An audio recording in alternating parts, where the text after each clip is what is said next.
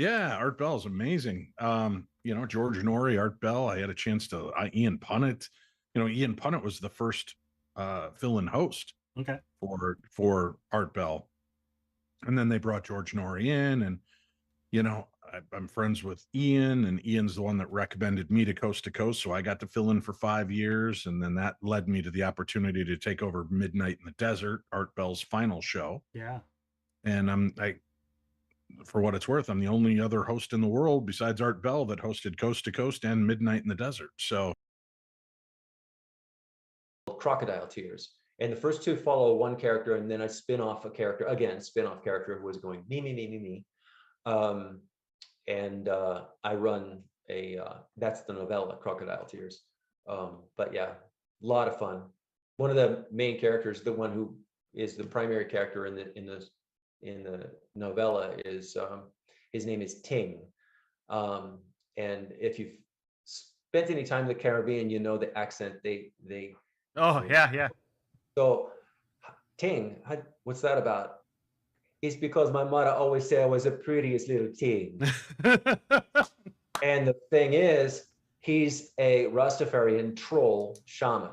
So he's 10 feet tall, 5 feet wide, belly out to here, dreads down to here, and his name is Ting because he's a pretty little Ting. So it's a joke within a joke. So, Excellent. what can you tell us about it? Okay, so you had Chris on last week. We did. He described it. I don't know if I'm going to describe it the same way, but here we go. So, Basil and Mobius is an urban fantasy series that would happen if Indiana Jones and James Bond teamed up to go do a series of missions for a Cthulhu monster disguised as a person. And they fight all manner of eldritch horrors and evil sorcerers from prehistoric times, and one very scary vampire ghoul lady who I created in my Story of the Machine, which is in one of the Basil and Mobius books. I think it's... Because this series kind of sounds like it's Hells. an accumulation of the themes of all of the stuff we've covered so far. Since I last saw you, and I was like, yep, let's play. And it was super fun. It takes 2 minutes to play, maybe like 2 to 3 minutes to play. It's high stakes. You get some grills, and you're just trying to make the best sausages you can. Sausages have ideal lengths. You try to get them into the buns. There's no double entendres whatsoever. No, none. So I'm here for it. Yes. It is one of the more fun games I've ever made. It's stupid as heck, but it's really, really fun. And if anybody wants a copy, we put it and all of our other stuff on sale recently, which will last not too terribly long. So if you want a copy for not so many dollars, jump on our website at shop.loansharkgames.com and you can have your own sausage party in your own house. Nice. We've got a great Driz book coming out that Bob put together, that it basically takes all those journal entries that Drizzt has at the beginning of the parts of the books. Yeah. He's put them all together as the Tao of Drizzt. And they're in chronological order, correct? They're in chronological order, and that's coming out soon. And I think it's wonderful. I mean, I was really moved by it, and again, I love when I get the chance to, what I'm doing is communicating something that's of value. Yeah.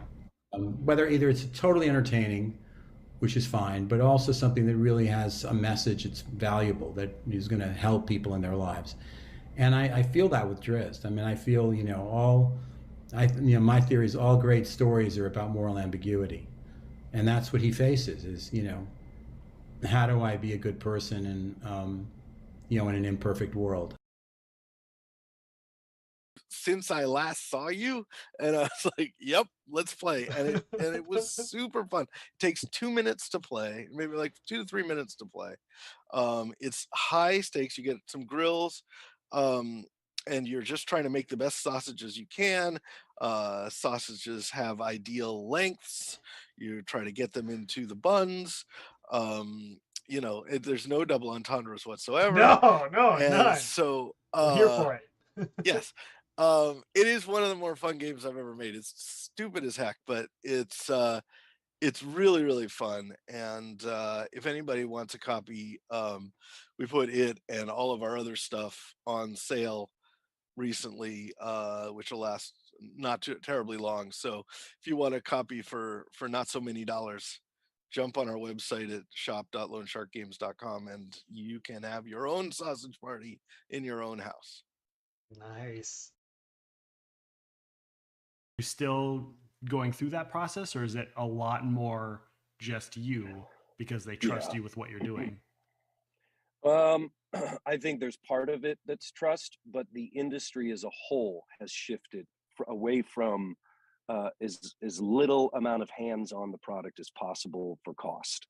So cutting out directors. So we used to have, grew up in a studio system and started my, in a studio system. So there was a director, there was a casting director, there were producers, then there was a director, there was an engineer that was just running Pro Tools in the program, and then there was the voice talent. So you had all these people, and then there was post-production, and they would run it through someone who's listening just for mistakes. Okay. So it was a whole kind of thing, and it was great starting out because the directors were oftentimes narrators themselves. Vice versa. So I learned like so much by being able to work with people who already had years of experience.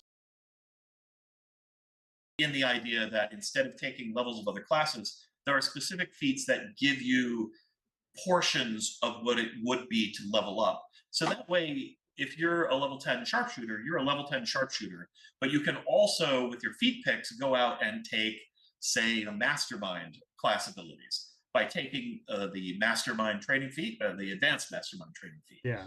And the advanced one gets you up to about the equivalent of level 7 or so in another class. You were there from the get-go. Let's. I was there before it was Shadowrun. I was in Chicago for a meeting with the FASA crew, and we were out at dinner, and Jordan Weissman raised the conversation. Okay, what's going to be the next big thing? Because they were looking for another property, right? And this was back in the 80s. So in terms of properties that were different at the time, I suggested Cyberpunk. This was before Mike Pondsmith did his Cyberpunk was out. Right. And Jordan wasn't too sure about that. A team partnered with Paizo and wanted to do basically a role-playing video game that was entirely audio. So it's kind of halfway between, a computer RPG and halfway between like an audio choose your own adventure. I was going to say. Yeah. And so like, it's fun because it's this thing where you can essentially play through a single player Starfinder adventure, while you're cooking dinner or whatever. You just say, and I'm sure I'm going to set some people off right now, but you say, Alexa, play Starfinder or play the Starfinder game, and it'll pop up with this whole, high production value game. It's full cast. It's got, sound design and everything. It's really quite slick. And they got great voice actors. I'm very proud they got both Laura Bailey and Nathan Fillion in there. So the idea that it's like, oh my god, I'm writing dialogue for somebody who was on Firefly. I did one recently on True Crime Tuesday about Havana syndrome, and I had on a British intelligence agent, Frank Milburn, and I got good reception about it. Frank is on the inside. In fact, George Knapp had him on Coast to Coast as well. And he's got documents. He's got things that, and this is how much it spooked me, Nick. And I have not talked on the show about this at all. Okay. We did the show on Havana syndrome. And I'm talking to one of my buddies, and I think it was 3 days after we did the show on Havana syndrome, The CIA comes out and says Havana syndrome did not originate in Russia. After Frank comes out and says, I have documents that show Havana syndrome originates in Russia, that they use RF energy. A new yet not so new spin on how a soul works. Gives me an idea, if you relate it to quantum physics. To me, it makes the most sense out of what an afterlife could possibly be, mixing the scientific with the metaphysical. Okay. And it's so unique. It's one of this eye-catching eye-catching style that when people walk by the booth and they just do like a double take and like, what is that? Right. And they just immediately have to just like touch the books, and it's not enough just to look at it. They just need to rub their hand on the cover. Oh, let me feel this art. We were talking earlier off recording about saying naughty things on the stream, and so like I was like, can we go here? Like that with Munchkin Batman, because one of my favorite characters from the whole Batman mega story is King Tut. And I wanted to put King Tut in the Batman game that we did with Munchkin, but it turns out that he's part of a different licensing package. It just wasn't available to us. Oh well. Yeah, it was sad, but we got lots of stuff in there. It was great. That's great. And that's the new one that just came out, right? That's the new one. How excited are you to show people this game? Is it something that's just like, are you a big comic book fan? 10, maybe 12, 14, something like that. I mean, I got to write dialogue for Batman. Right. John Kovalik got to be a Batman artist for real. Yeah, so I got to write Lady Cat.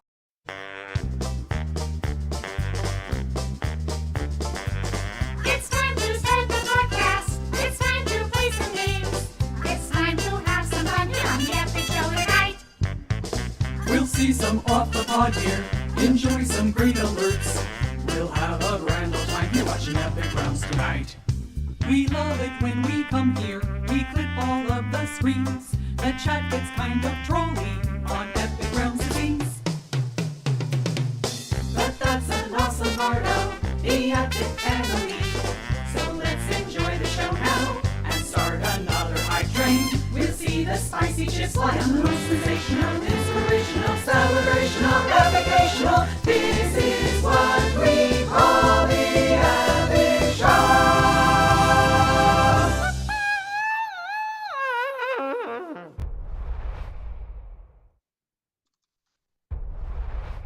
That was the wrong scene. Oh my gosh, I just fixed them all and I screwed the whole damn thing up. Welcome on in, everybody.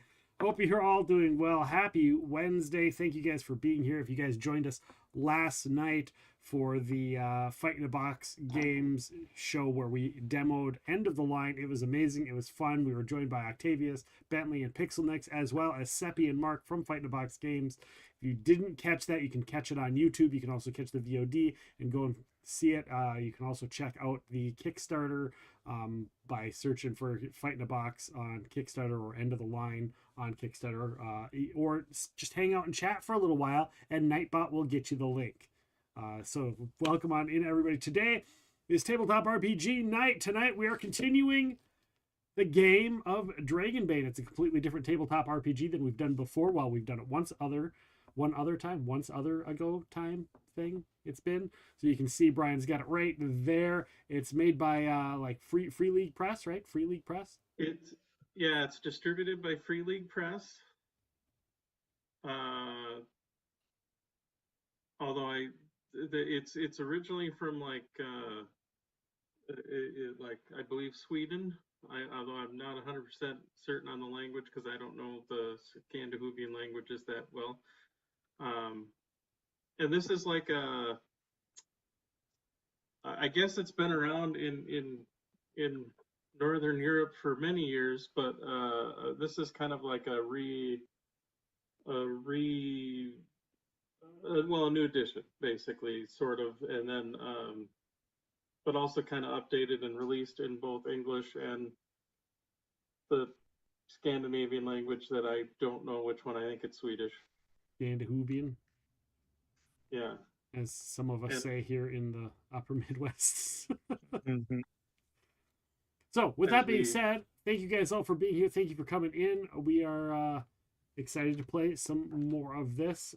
If you're wondering where some of our normal stuff went, it's on hiatus for the time being. Got a friend that needs to heal up and get better, and so while that happens, we're going to fill up with some other stuff, guys. We're going to fill up with some other stuff. We're going to do some character making probably next week or the week after, and maybe we'll get to that Bison's Pond, campaign where you, the community, you, the viewers, can be characters in the United Galarian world.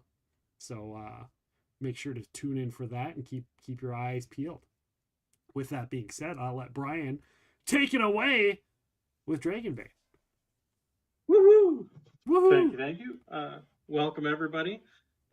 Just as a quick thing, we do have a couple of channel rewards if you want to interact with the players and cause some chaos or help the game master destroy the players before me. TPK. Anyway, kid's just like anyway. Where we Know what last you're talking left about. off, our intrepid band of adventurers here.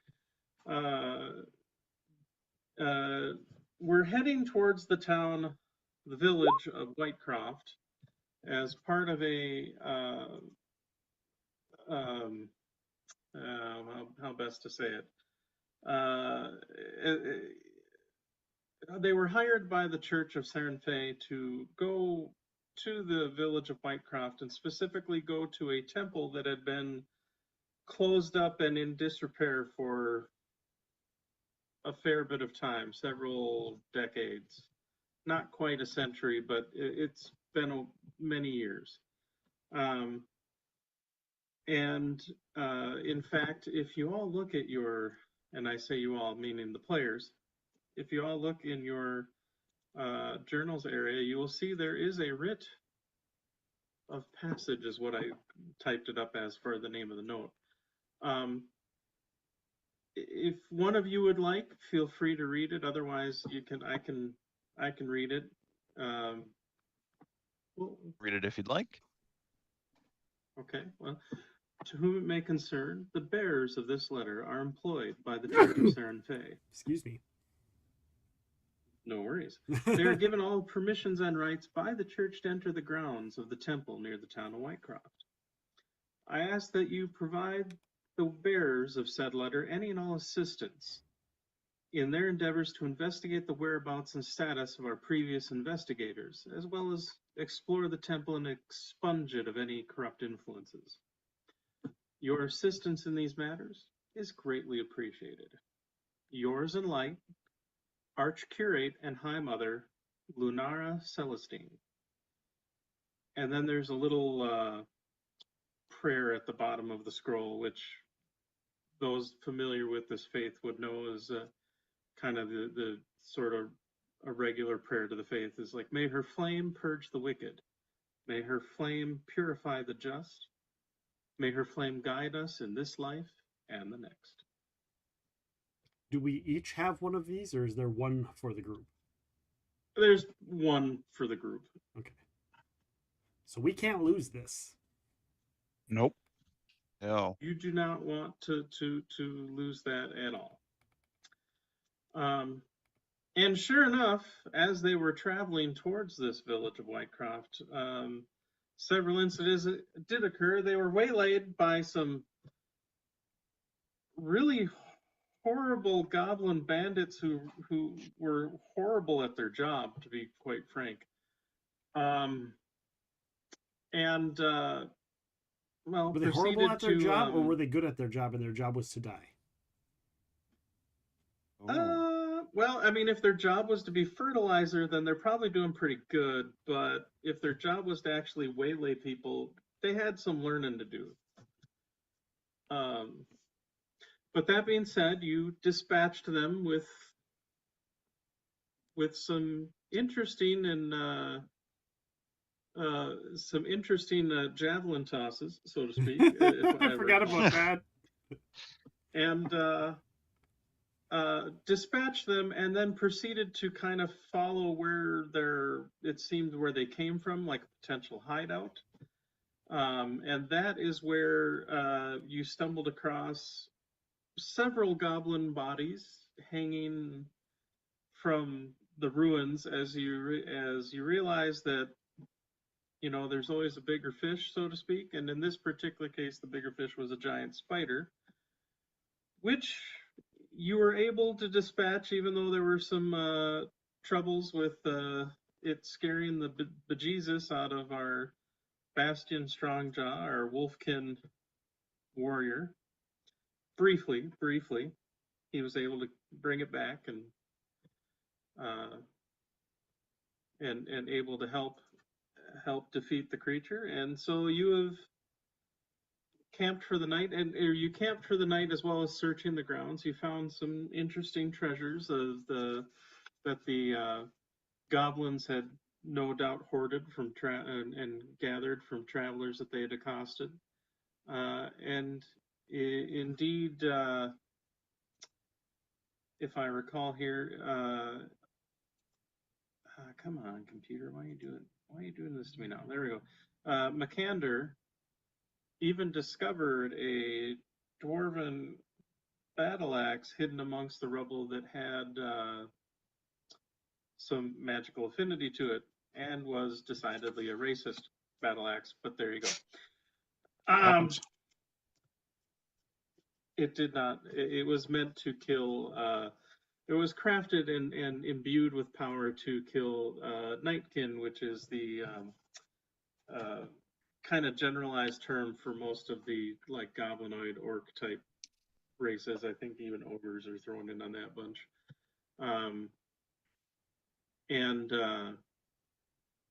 But yes, a finely crafted, albeit a bit racist, dwarven battle axe.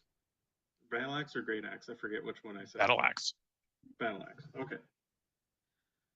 With that being said, you continue your travels, and in short order, the rest of your trip into following the trade roads is relatively uneventful. And in fact, as you are following the river, or following the road as it kind of winds with the Volgi River, sure enough, you see just ahead the village of Whitecroft.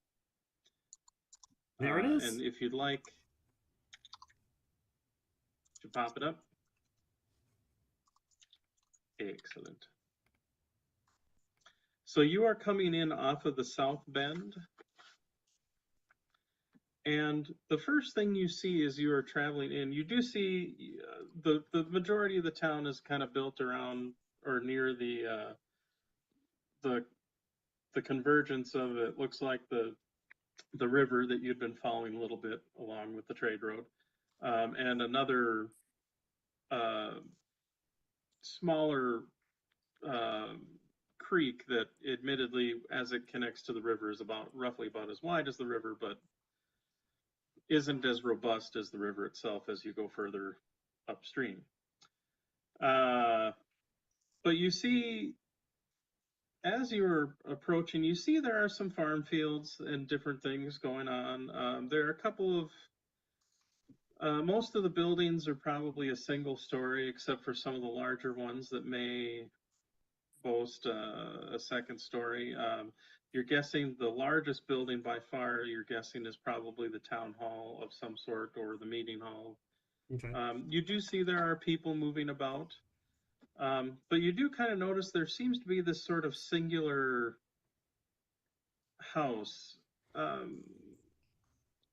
almost a little bit segregated away from the rest of the town, as you can kind of see, still on this side of the river. In fact, you're walking by it. You will be walking by it as you enter into the town from the route that you were taking. And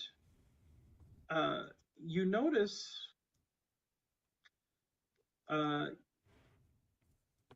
so it sticks out to you a little bit, just that it's not as with the rest of the buildings, more condensed in the near the town.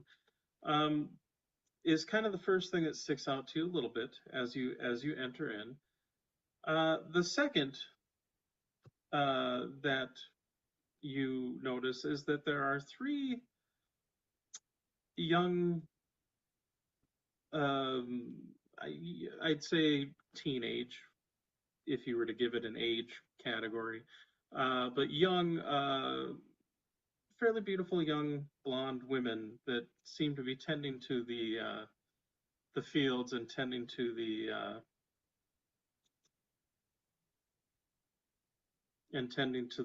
house. Okay. You see one is kind of on a and I shared it with you, so hopefully it'll pop up for you.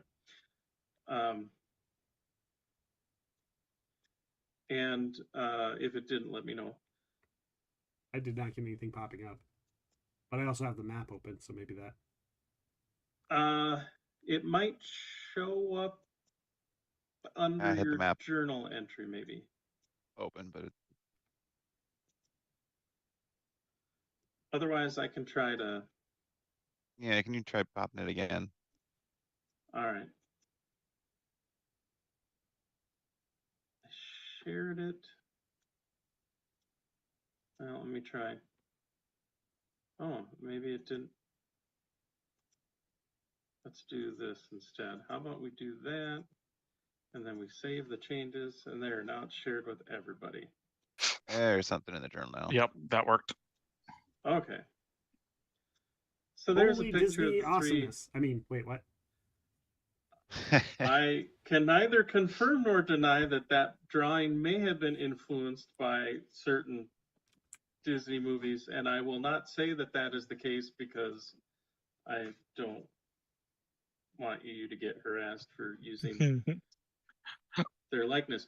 Boy, and here I am with a character who's got a name very similar to the name of a character from that same movie. Oh, is this actually from a movie? I have no idea. I think so. I think it's someone's art to look like something I from a think movie. it's someone's Yeah. right. Wow. I would agree with Matt on that. Only because I found it on Pinterest yeah, either Pinterest or the internet, depending.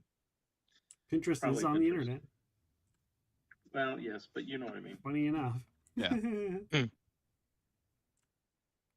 Okay. Internet searches. So they're working in the farmyards and on the house. Why is the rum always Yeah, gone? so you see like one is on the porch of the house. So the house is a pretty decent sized purpley two-story walking in. structure. And there's like a big kind of wide front porch with a staircase kind of leading up to it that leads to the house proper. Cheers. And so you see like one is kind of trying to shake out a rug or something along those lines, kind of batting the dust off. But you see another one is out in the field, kind of tending to, actually probably tending to some sheep in the kind of that fenced in area. So it's more of a, not like a farm per se. And then you see there's another that's maybe picking some different vegetables from a garden beside the house. Cool. And the house is just, there's nothing that stands out about the house other than these ladies. The house itself seems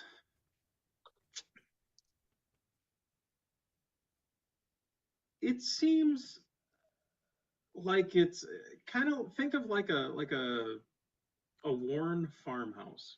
Okay. And So do we like have this map? You gave us the map. Do we characters have this map?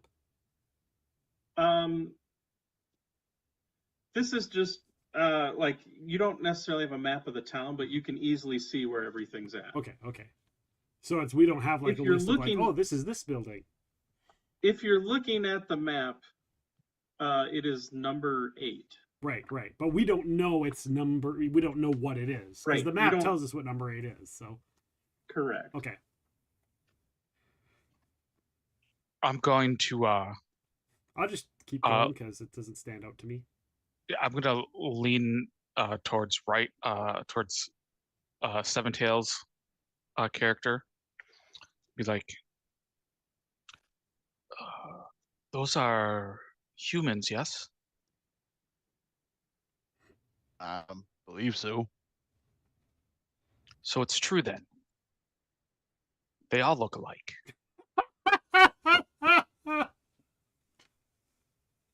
Oh. Wow. I just give them the look. Like, I just look over my shoulder and give them the look, and then just shake my head. Boys. But that is actually a good solid reminder. So as you start to enter into the town, how about you give, for those that are just kind of joined us this particular session, maybe don't know who you are, please give a brief, maybe a little brief description of who you were playing for this. Yeah, I'll start. I am Makander of Half Bay. I am one of the noble mallard people. They're duck people. He has armor and a shield, as well as a very shiny axe at his side. And he always seems like he is either headstrong or foolhardy. And it looks like he always wants to kind of be in the lead, except his legs are much too short to allow him to do that. And they're webbed, right? You got like kind of webbed feet. They are webbed. I have webbed duck feet. Yep. I'm trying to see if I can bring the picture up here, but I'm not as well versed in navigating Roll20 as I'd like to be. So I might. Yeah, I don't remember what the buttons are for a. Yeah, and if it's not on the map, you can't do it. That's what I thought. Okay. Yeah. Kit, you want to go or you want me to go? Maybe I can. Go. What's that? You can go. Okay. I am playing Krisanna the Bold. She is a young halfling. She is a thief. She's a little bit reckless. Sometimes takes big risks. And while she looks sweet and innocent, she definitely is not. She is oftentimes, carrying little trinkets, amulets. Has some pretty good luck when it comes to finding money and treasure, and she can be sometimes she can be a little bit to handle. I like it. And then I'm going to now that I remembered that's what Makander looks like, and I just had Krisanna up there just a moment ago. Yeah. And I've got there's a full body picture of her I got. But yeah, that's Krisanna the Bold. Right. I'm playing as Bastion Bloodjaw, a young wolfkin fighter. I'm a bit battle scarred and a little wiry. If you're a friend, you'll get a kind smile. If you're an enemy, you'll get a deadly glare. I make sure that I take care of my appearance, because everybody's got to look nice, right? Bit gluttonous, like to eat the finer things in life, and it's very hard to pass up a chance to eat good bit of grub.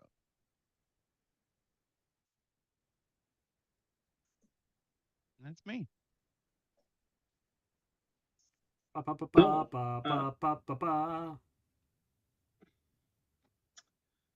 So you proceed then into the town. You do see one of the young women does kind of wave at you as you wander past the house. I'll wave back. And they seem pretty happy going, for lack of a better term. Seem to just kind of enjoy enjoy their hard work and doing, their tasks. You enter into the town proper, and you see that the road does kind of split off into two more or less primary lanes, one heading north towards the river, the other one heading west, which looks like eventually ends up towards the river. And in fact, as you look west, kind of further out past the town, you see maybe a mile or two away. So you see it off in the distance, but it's not like days and days of travel distance. It's like maybe an hour or two walk, at least on foot.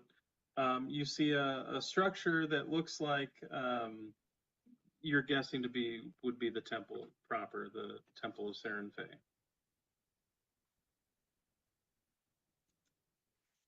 Are there people out and about kind of in this?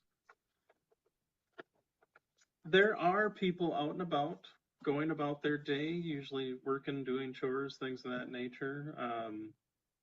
You see, kind of as you enter into the town, you see a sign to the building, kind of the slightly curved building on your left, aka number 4, which has its listed as Saul's Sundries, which looks like a bit of a general store or whatnot that you can see. You see kind of kitty corner to that. It looks like there is a longhouse of sorts, like judging from the people, some of the people coming in or out of it, you're guessing is kind of like a sort of a common room type inn, like it's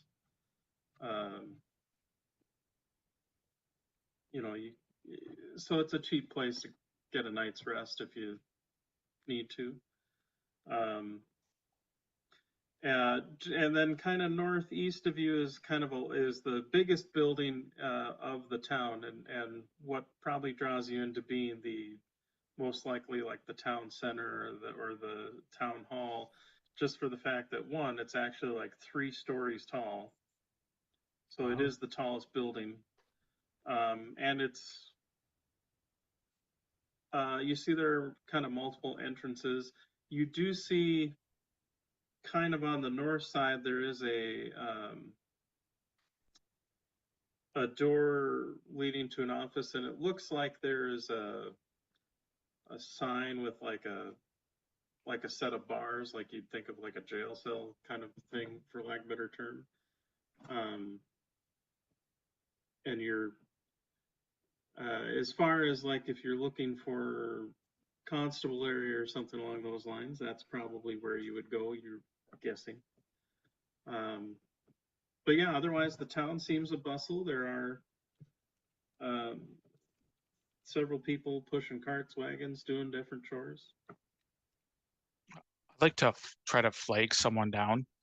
Excuse me, I'm where would you recommend visitors stay for the night? Oh, well, yes, my lord. Well, if you have the coin, I'd highly suggest the Wanderer's Rest Inn, and kind of points north. It's like, it's just there over the river.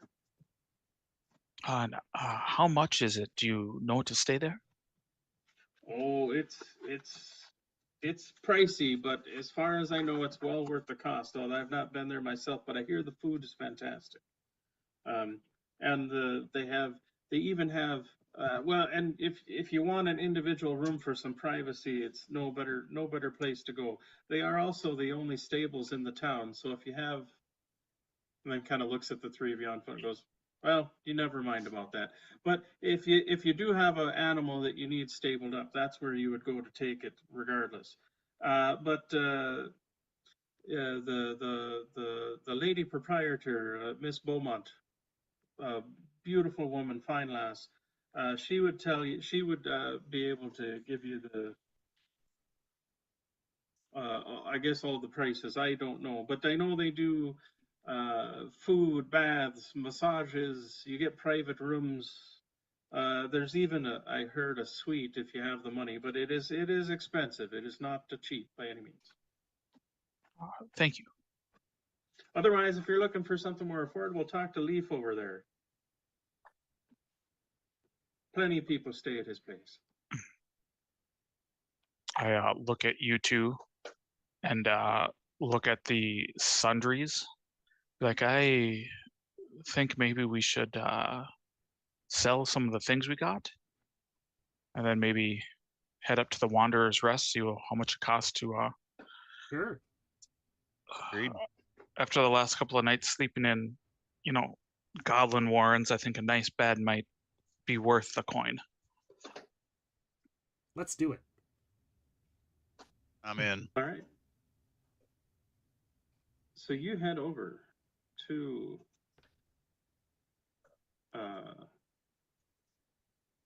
Saul's Sundries, and sure enough, as you enter into the place,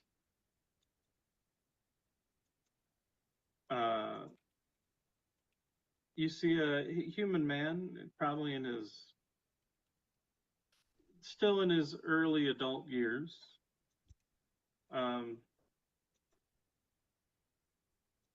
I would say, definitely somewhat lean. You see he's actually got a little bit of playing with a little bit of a kind of an orange cat, a little bit like a little kitten, as he sits at his shop. But in fact, you see Saul Sundries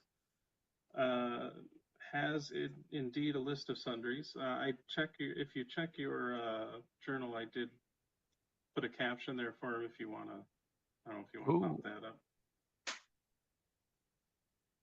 Cool. Aw. Excuse me, you must be Saul? Yes, I am. Me and my friends here have some items that we're looking to perhaps sell to you. All right. Well, I'm always interested in a deal, depending on what you've got. And I will fish out the gold ring that I got from the goblins. Oh my. Would it be okay? And you see, actually, like, takes off his gloves and actually kind of, may I take a closer look? Oh, yes, of course. And you see, actually pulls out a little, not quite a coffer, but like a little small wood case, maybe about the size of, maybe about 2 inches tall, 2 inches wide, but otherwise maybe the size of a laptop. Opens it up and pulls out like some sort of glass viewing thing, like a magnifier, and then kind of looks at it, grabs the ring with some little tweezers and starts to inspect. Like, that looks pretty good. Oh. It's a nice ring. You sure you don't want to keep that? It's no, my back and feet are absolutely killing me, and I think the coin will be better suited for a bed for a few nights to help unruffle these feathers. Spend a little time at the Wanderer's Rest, perhaps. I understand. Yes. What do they charge over there? Oh, I haven't. I mean, I've got my own place up above here, but I believe they're usually like a gold a night if you're doing a single room. But that's, of course, if you're not dealing with any amenities. Ow. But they have so, like, if you need a bath, she says to the other two. Yep, they definitely do. But not like in general, but like if you needed a bath, as you guys still have like goblin gore stains on your. Oh yeah. Right. Covered in plenty of my own dried blood. Yeah, they got baths, massages, and I've even heard maybe some special massages, depending on who you talk to. Although you usually want to be a little subtle about asking about that. But I've had their food. It's wonderful, almost good as my mom made. So I haven't traveled much in human lands. What would it be to roll to figure out what these special massages might be? Feel free to make an intelligence. We'll call it a intelligence roll. Just why not? I succeed. I'm like, You oh, understand exactly what a special massage means. Okay. Thanks for the heads up on that. I would have hated to ask for something and not understand what it's about to get. Glad I could help. How much did the ring? 13 gold. Okay, so he's willing to offer 13 gold for the ring. I sell it. Okay. An exchange is made. Nice. And you do notice he has a small showing of jewelry, but like again, this place has all sorts of. His store has really all sorts of things that you could possibly come across. I would say any like different clothing, musical instruments, trade goods, even like lamps or torches, different tools, hunting and fishing supplies. So there was something we didn't have, and because we didn't have it, we were at a bane on our sleeping check on to like get a good night's rest out in the wilderness. Do you remember what that was?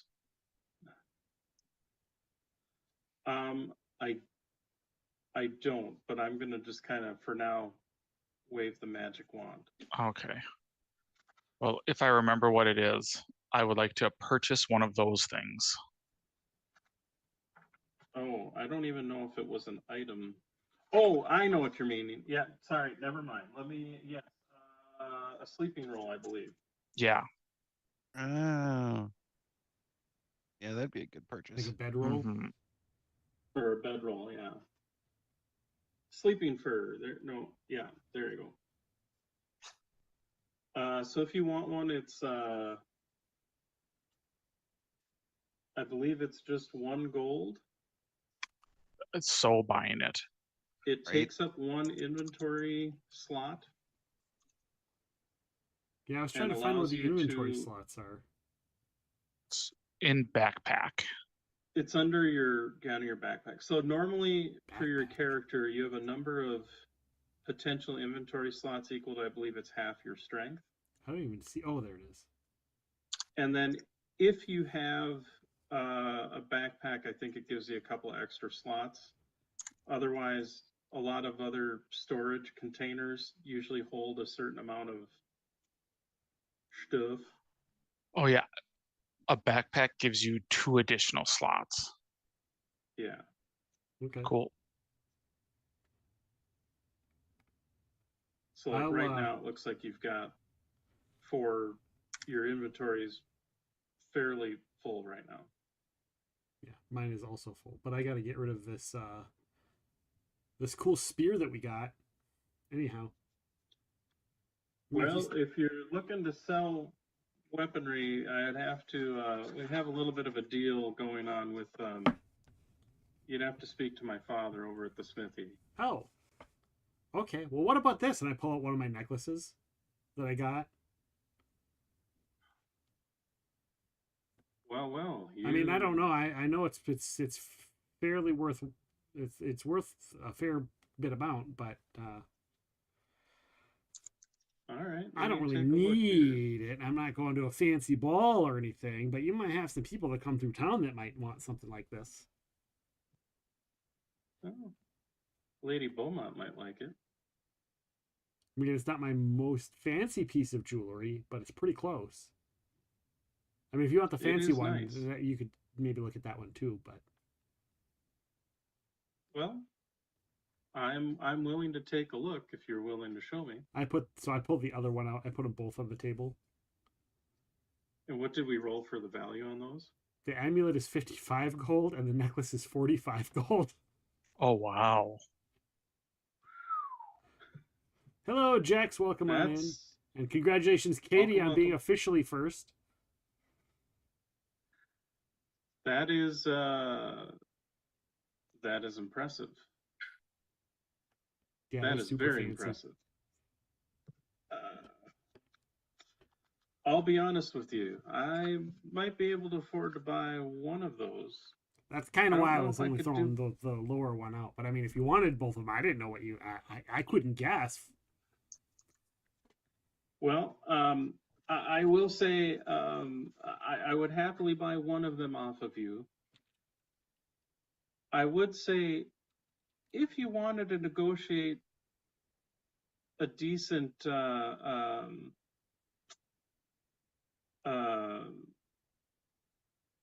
yeah, you could talk to Lady Beaumont. She does like the finer things. She might give you a good deal on the other one. Otherwise, if you are looking, I noticed you happen to be walking in here. Do you have any mounts or beasts of burden? Anything you? I do have, and he actually kind of points to a sign that says basically like, you know, means of transportation, please inquire within, kind of thing. Oh, you sell mounts? I can negotiate the sale of mounts, absolutely. I look at the two of you. It's like, I mean, it may take me a little bit of time, but I'm happy to do we it. wouldn't have to walk everywhere. Nice. Yeah, because the more we walk, the slower you all go. What how much do they usually run? Well, mostly because Nick doesn't know. Yeah, that's fair. And I am looking up in the book, so there you go. I'll have to thumb through the equipment in the book to see if there's any other items to want to buy down the road. I just didn't even think about it. Oh, there's all sorts of goodies. But just to give you an idea, only having 4 slots in my backpack, kind of. Mm-hmm.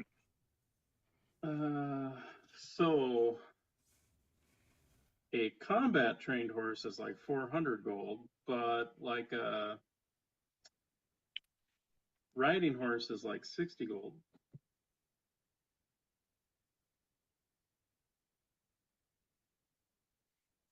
Yeah. Otherwise, if you well, if you want to go cheaper, you could do like a cart and a donkey for a little under 30 gold. What about a pony? I'm a halfling, and I think Matt's a little smaller. I think Kit's the only one that's a lot normal size, right?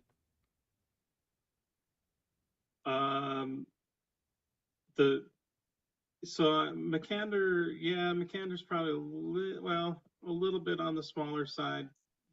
You're probably, I imagine halflings are probably a little bit smaller than mallards, but you're probably like the halfling mallard dwarves. They're probably of similar comparison size as far as like height wise. So We have like an official size anywhere? Not really, no. Oh, okay. Like you're all considered like a medium-sized creature in okay. terms of like fighting space and all that kind of stuff. Like there's not really. Yeah, could you get us maybe a cart and a mule or a donkey or maybe a pair of donkeys? I can definitely do that. How about a trade for the necklace? Okay, if you want to, it'll take me a couple of days to get everything arranged, but I can definitely do that. Let's see, 20, 30. How much did you say the necklace is worth 45? 45. So yeah, if you would like, I guess I would suggest I would prefer to hold on to the necklace as a kind of an escrow, so to speak, until I can get everything arranged. But I can get that arranged. You need that to prove that you relatively can get the quickly. horses for us and from whoever. Do the negotiation. But if you don't get Give the me horses, come back in a. like in a, she like pulls herself up a little bit to the cat. But if you don't want to know what'll happen. There's a reason they're covered in what they're covered in. And you say that to the cat with a little bit of a scolding finger, and you see the cat just kind of does the cats just kind of rub up against you as soon as it.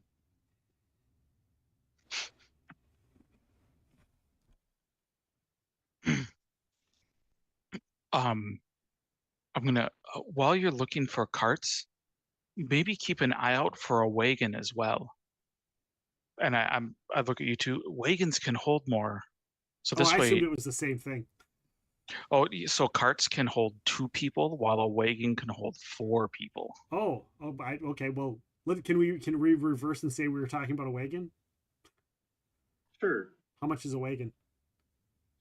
So like a wagon is 30 gold, and then each donkey would be about 12 gold.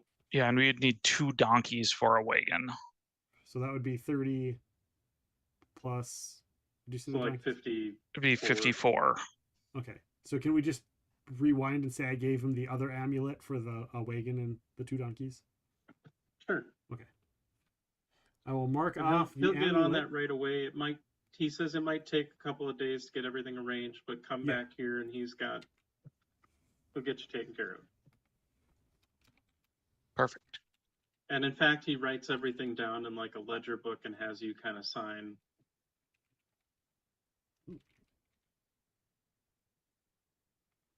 Print and sign your name kind of thing. So it's all like negotiated. All right, putting in my notes that I potentially traded 55 gold piece necklace for wagon and donkeys. Yeah, the nice thing about like wagons and carts is they can store like a lot of your. Yeah, so we don't have to take up our backpack space. Yeah.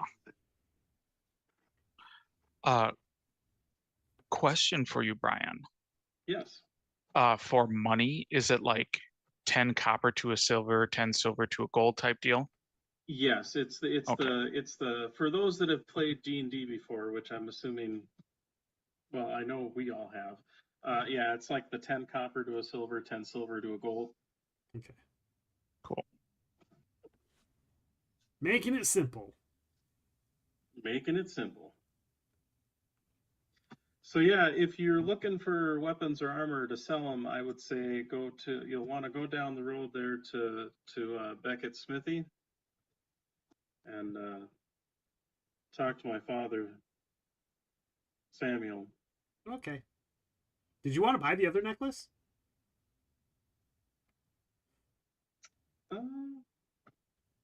Perhaps a couple cheaper ones. Because he said that he could only buy one of them. Well, he didn't Right. buy Go the ahead and expensive make one. He just a- traded for the wagon. So Go ahead and make a persuasion roll.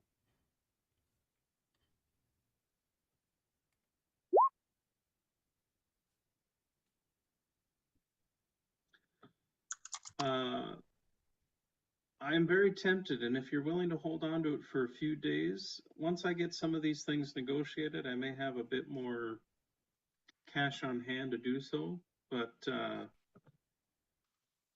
being that these are some larger purchases, I will have to let me get a few things worked out once we get the wagon and everything situated.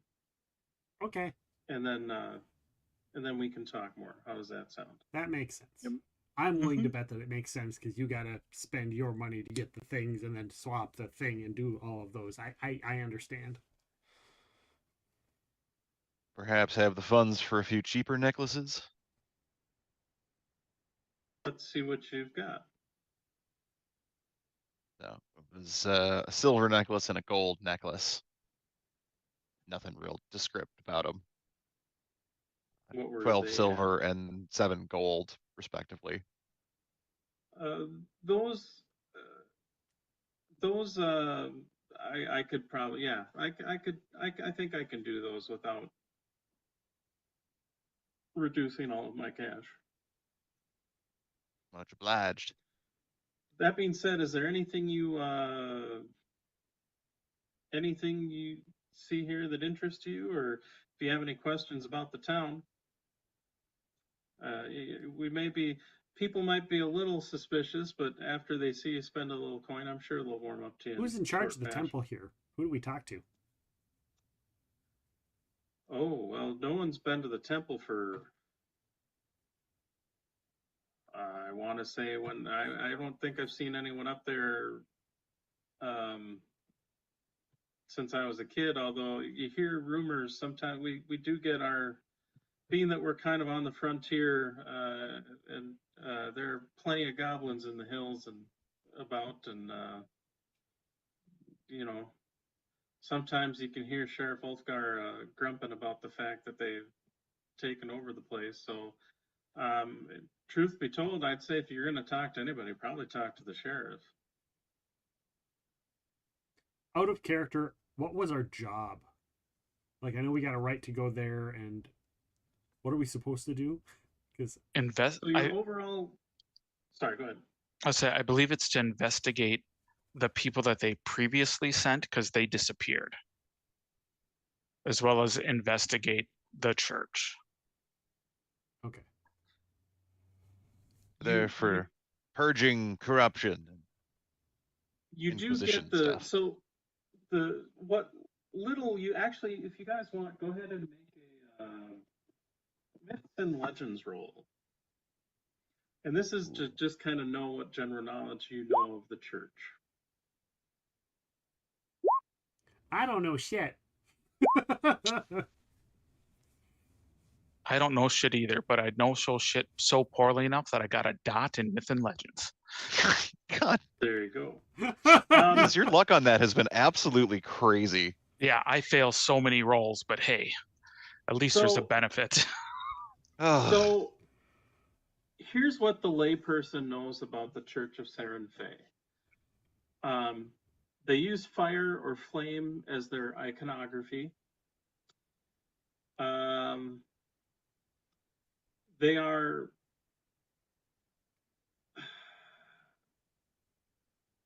they can kind of be broken down into that some sects can be a bit more militant, and in fact they probably even have a couple of different knightly orders that are knights that are devoted to the church, instead of say a lord or lady patron, but in that regards.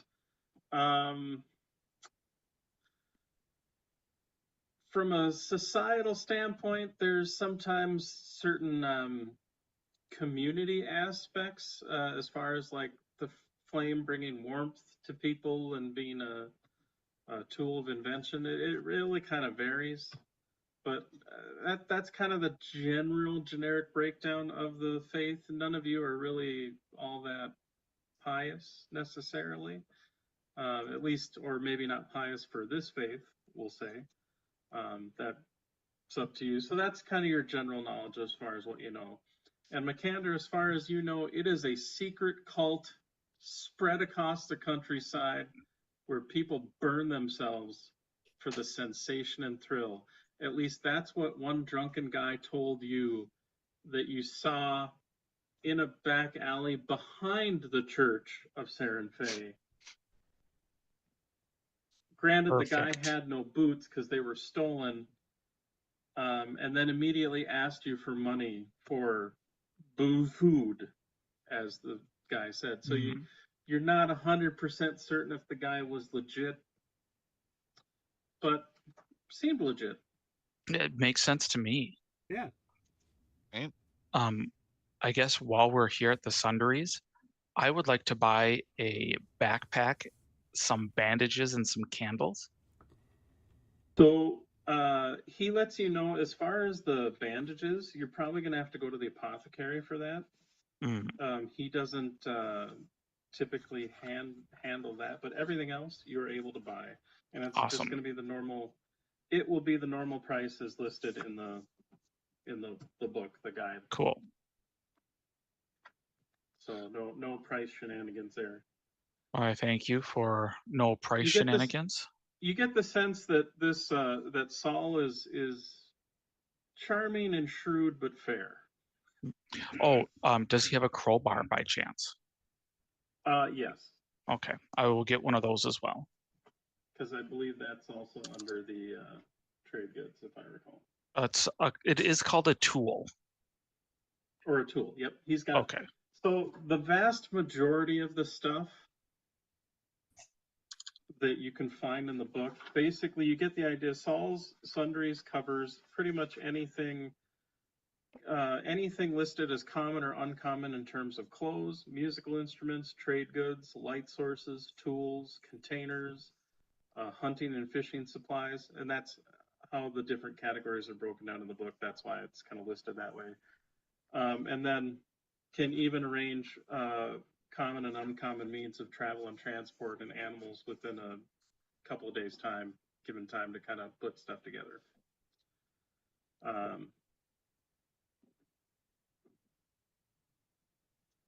So pretty much, other than very rare things, he's pretty much got it all here, and he's got a decent spread. In fact, for being a smaller kind of town on the kind of the borderlands, kind of the frontier of the kingdom, he is very well stocked. Okay. Nice. But he does say, yeah, if you want healing supplies, I would talk to Eli's. He's over by Johann's, which is the watering hole in this town, or the primary one. If you're looking for, weapons or gear or armor, things of that nature, again, I'd just go to the family smithy, Beckett's Smithy, and my pa will help you with that. If you're, if any of you are more, any kind of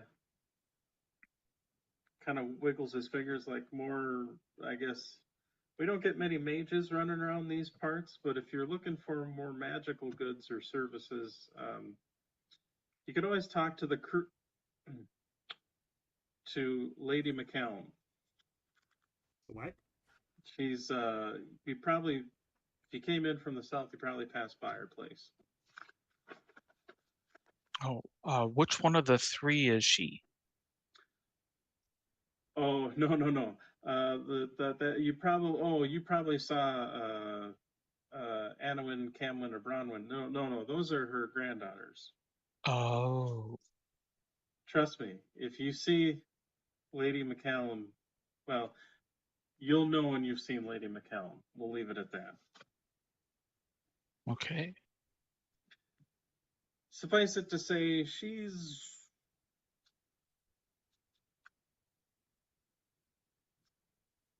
I'm gonna say no nonsense. And then he kind of looks over at he kind of looks at the three of you and goes, and then kind of looks at Krisan and goes, you may want to do the talking. And then proceeds to kind of continue offering his wares and whatnot. Oh, I have 2 more slots. I have to select the backpack. If I click the backpack, it actually gives me 2 more slots. Mm-hmm. Yep. That's how it's, yeah. So the backpack doesn't take an inventory slot. It just gives you more slots. It's wunderbar. It is.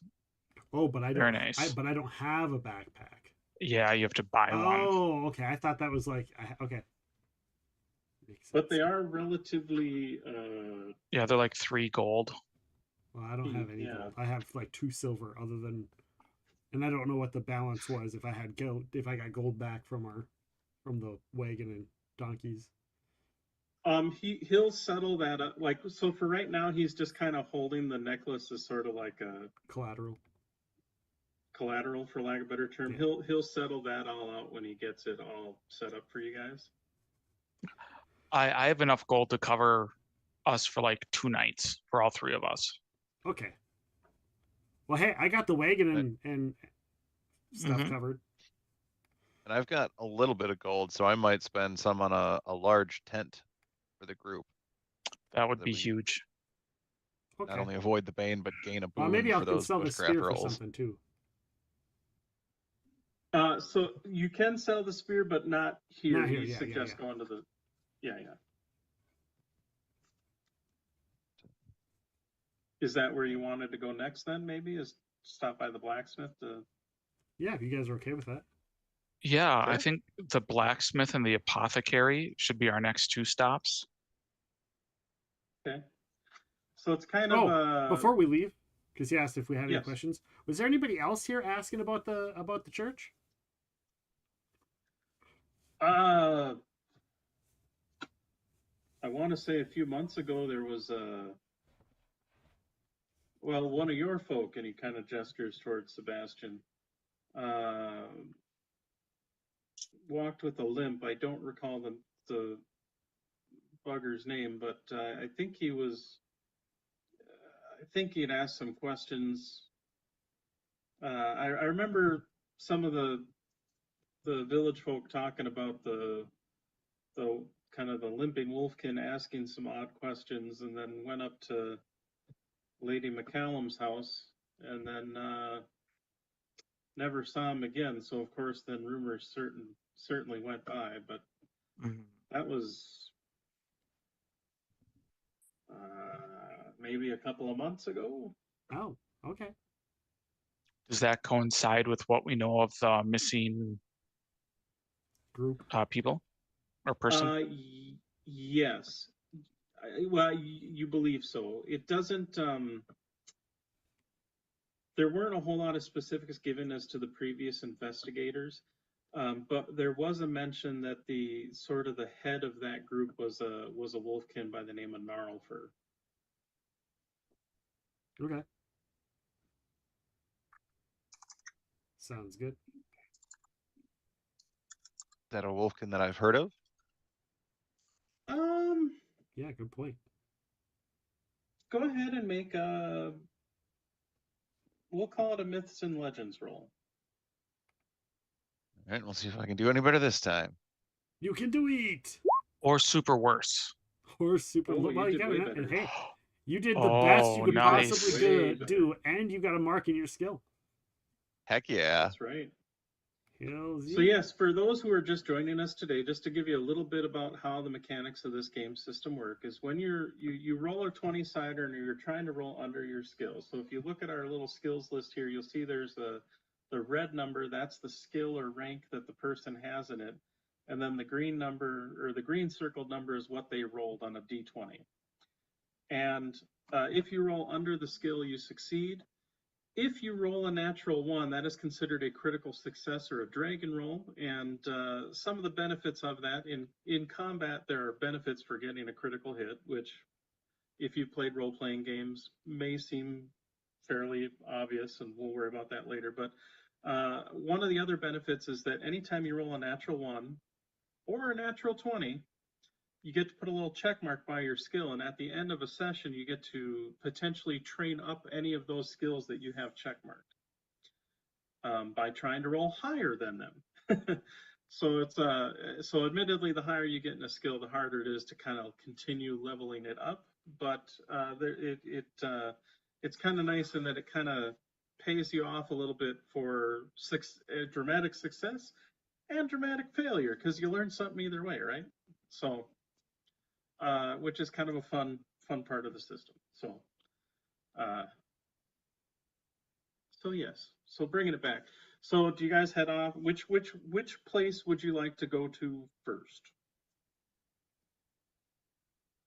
Probably the smithy, so our halfling friend can get rid of all of those extra weapons they've acquired. Yeah. Okay. Yeah. What are the smithy? And that's his uncle or his dad? His father. Okay, his father. So you head to the smithy. And you hear, like, the front of the shop, the door seems closed, but you do hear the clanging of metal against metal. Actually, several kind of clangings of metal against metal, and kind of a cacophonous chiming symphony, so to speak. But you see this gentleman, and I just add him to your journal list if you want to share it with the class. He does not look anything like his son. Yeah, but you see an older gentleman who's very got very large muscles, along with two younger younger boys, maybe in their late teens, which you realize have a somewhat similar appearance to Saul, who you met earlier, except for probably less facial hair, and they probably keep their hair cut a little bit shorter. Right. But you see, all three of them are working or hammering away at a forge and crafting various items. And you see the older gentleman kind of looks over at you and kind of nods for a second and quenches something, some sort of metal crafted item he was working on, and quenches it in some water and sets it off to the side, and then kind of approaches you, wiping his hands off with or actually probably taking these kind of sooty gloves off, thick leather gloves off, and kind of stuffing them in his belt, and is like, "Hello, strangers." Hi there. I pull up a chair or something that I can stand on. Okay. There's a stool. We were just over at the sundry shop, and we were suggested we come over here to see if you might be interested in purchasing stuff. And she puts the long spear on the thing, because I am way too small to use this. No worries, miss. Please come with me. And you see he heads over to the shop and kind of unlocks the door and opens it up. And sure enough, you see there are some different weapons hanging off of like nails and even some different armors. I would and I forget, did we say it was just a regular spear or a long spear? I forget what we called I think it was a long spear. Yeah, I think it was a long spear.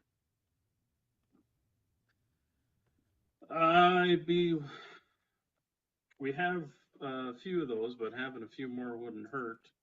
I would be willing to buy that off of you for, say,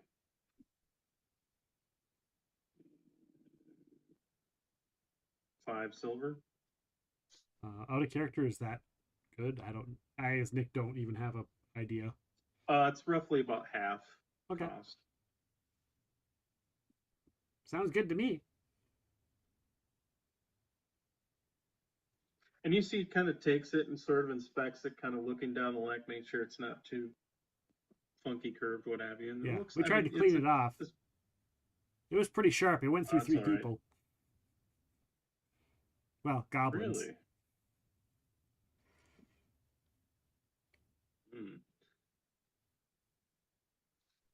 Harold! And you see one of the boys runs in. Yeah, Dad. He's like, write this down. Goblin Slayer. Put a tag on it. Because sets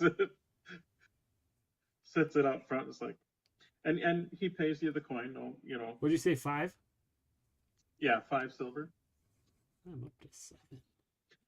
Are there anything else you're looking for? We've got several weapons available, and for those that are, well, a bit rare, perhaps for your more knightly friend, if you're down the line, if you're looking for something more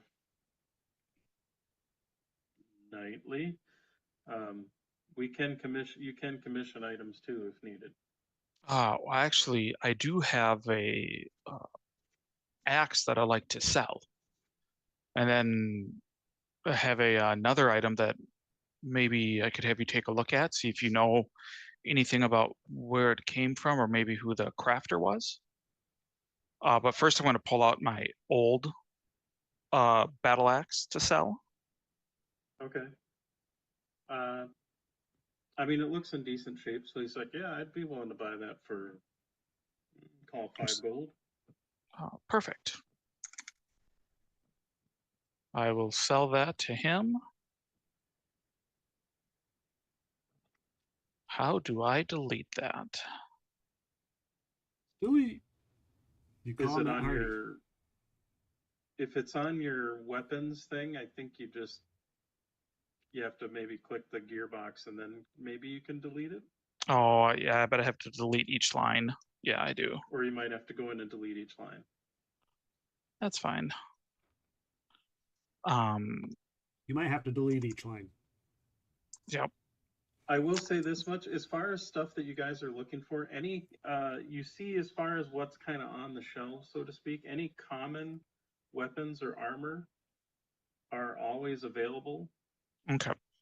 For uncommon weapons or armor, we'll have to sort of see what's available. And then those few items that are considered rare, which those you typically would have to commission. Okay. Or you get the sense that you'd have to commission those, and it just takes time to make. So next I'm going to show him my dwarven battle axe. Be like, I am not looking to sell this. I'm just looking to see if you have seen anything by this maker or might know who crafted it, any history on it. Let's I mean, I can tell it's dwarven made. You can tell by the tight angles and the fine edge. Truth be told, your best bet would maybe be to talk to maybe Eli over at the apothecary or Sheriff Ulfgar. They're both dwarfkin and probably know more about it than I would. Oh, why, thank you for that then. Because Samuel rolled like crap. As did I when I tried to figure it out last time.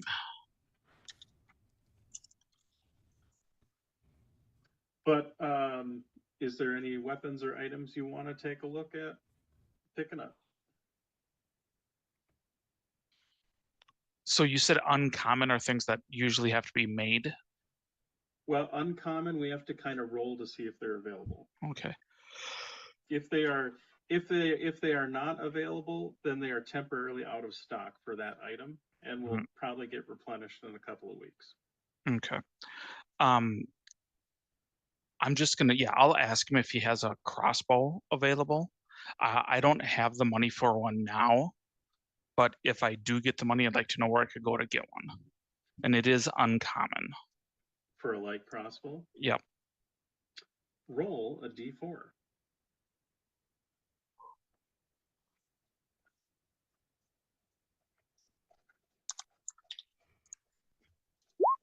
A 1.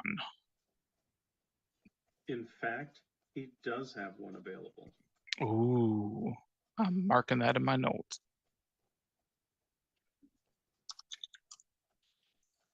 And then roll me another d4. A 3. So for lack of a better term, he'll have one available for probably the next 3 weeks. Oh, awesome.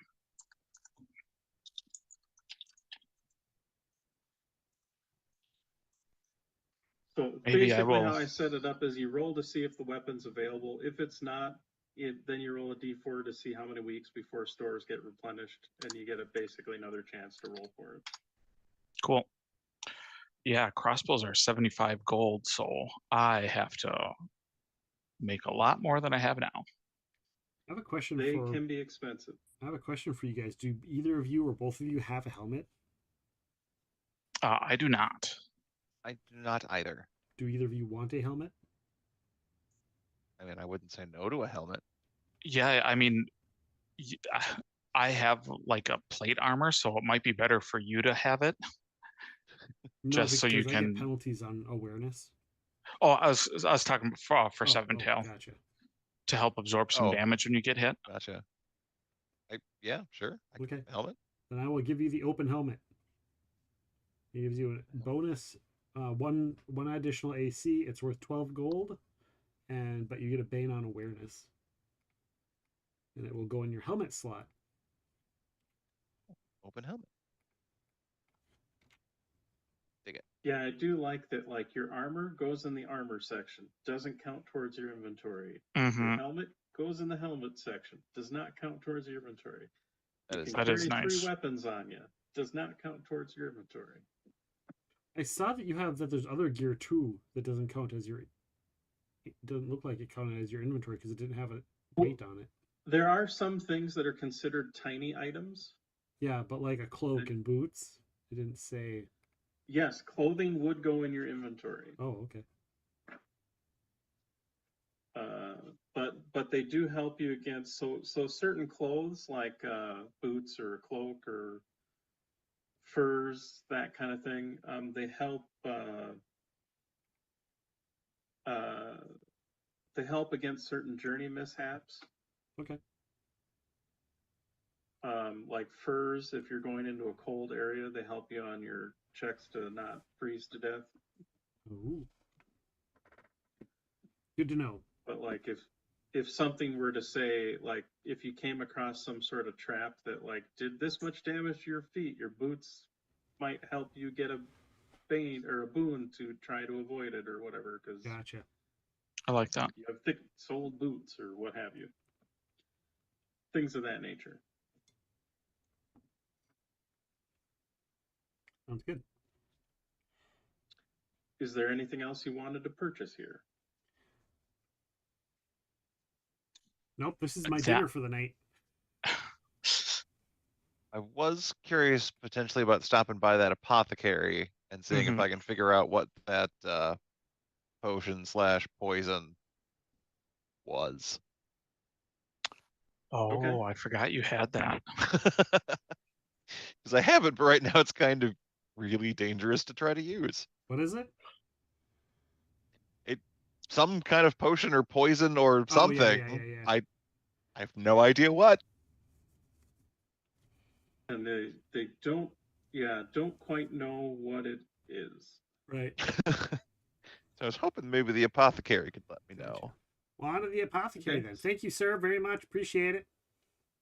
Of Take course, care. May your swinging arm stay strong. If you ever have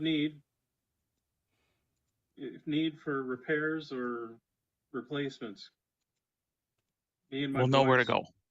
We can help. Excellent.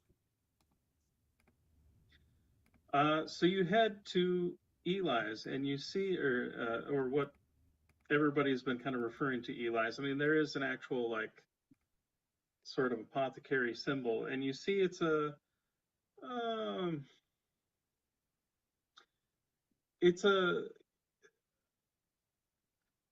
kind of like a longhouse sort of setup, in that you see there's sort of a front area with a little desk area and maybe like a seating area, and you see behind it there's some cabinets with some different bottles of different things.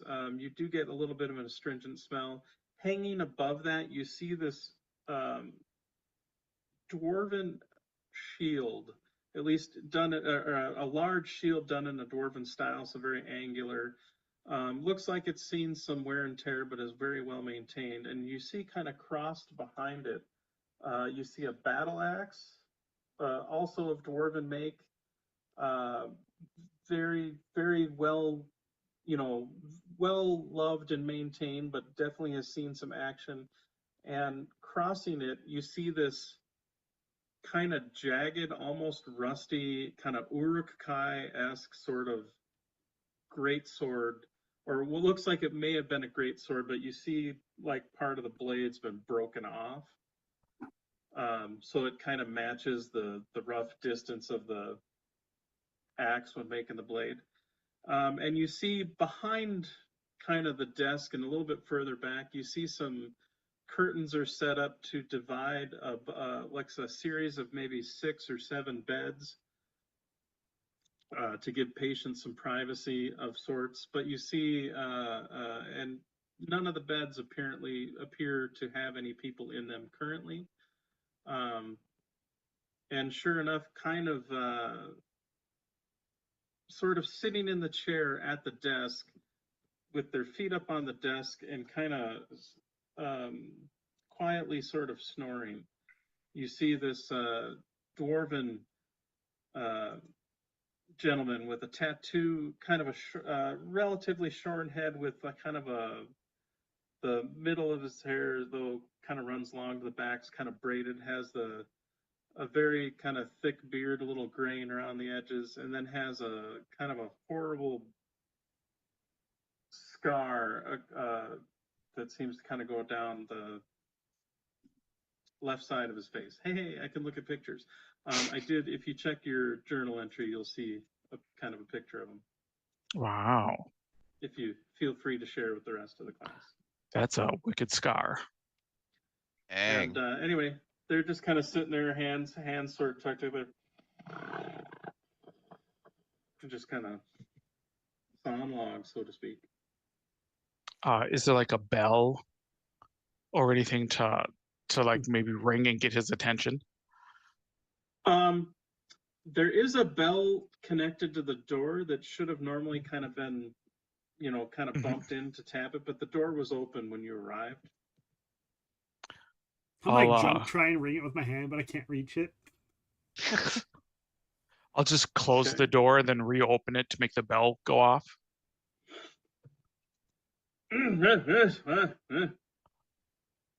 Oh, Morning. hello there. Hi. Hello. You the apothecary here? Aye, that's me. I'm Eli. Pleasure to make your acquaintance. I have a Pleasure. And offers a liquid. stout handshake. I'll offer my hand back, shake it. I have a mysterious liquid I was hoping you'd be able to help me identify. And I'll present the mysterious potion poison vial. Okay. And it's actually, I mean, it's more of like a small bottle, like. But yeah, and you see, kind of takes it. And it's like, and notices the wax seal. May I break the seal? If you need to. Kind of. Oh.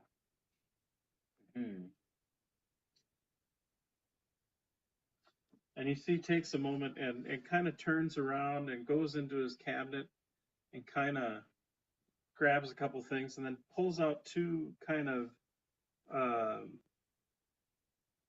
beaker-like glasses, and then kind of looks back to the rest of you, and then pulls out two smaller ones, and then kind of pours a little bit into each. Although you notice for the two taller glasses, the pours is maybe a little bit more generous. All right.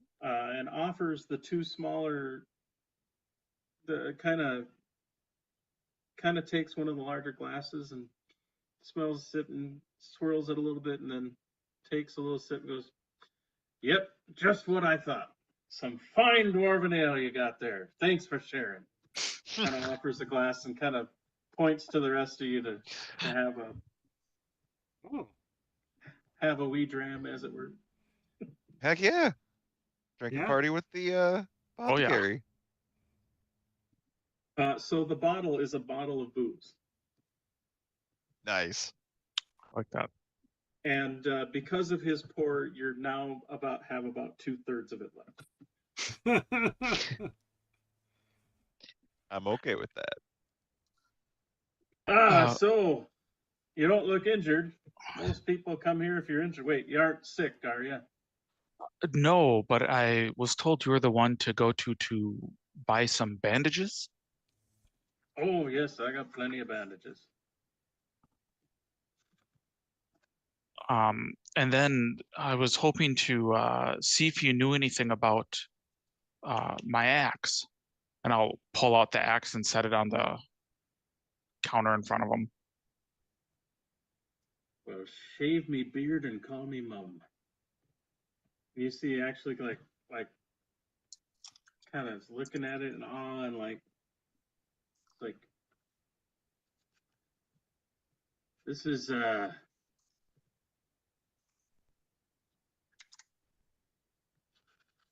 is one of those finely well-crafted enchanted blades, I see. Yes, that's what I believe. I read some stuff last time. Did you happen to write any of it down? Yes. It is a mastercraft dwarven battle axe that has dwarven runes on it that say to bring the final dawn to the night. It does an extra die 6 damage to Nightkin, and if I spend 3 willpower, it does 2d6. So he refers to it as an Axe of the Dawn Legion. Ooh. If you want to give it Yes. that name instead. Is there a place on the They character created sheet to these just during add the Orc notes? Wars.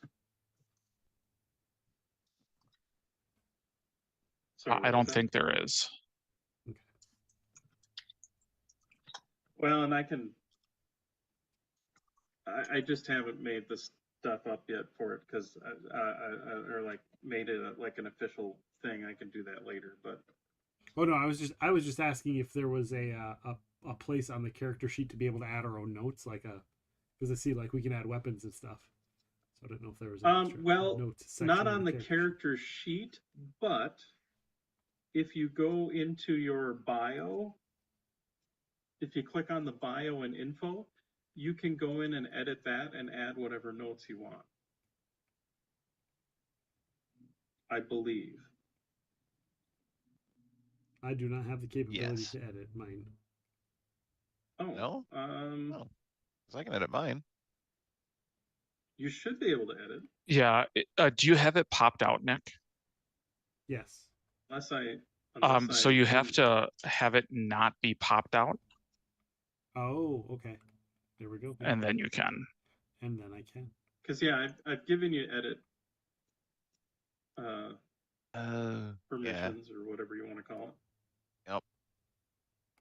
Yeah, I had mine popped out so it wasn't showing up on stream, so I could have it separate, so it wasn't blocking what people are seeing. Yeah, that's why you couldn't see the edit button, is because you were popped out. Gotcha.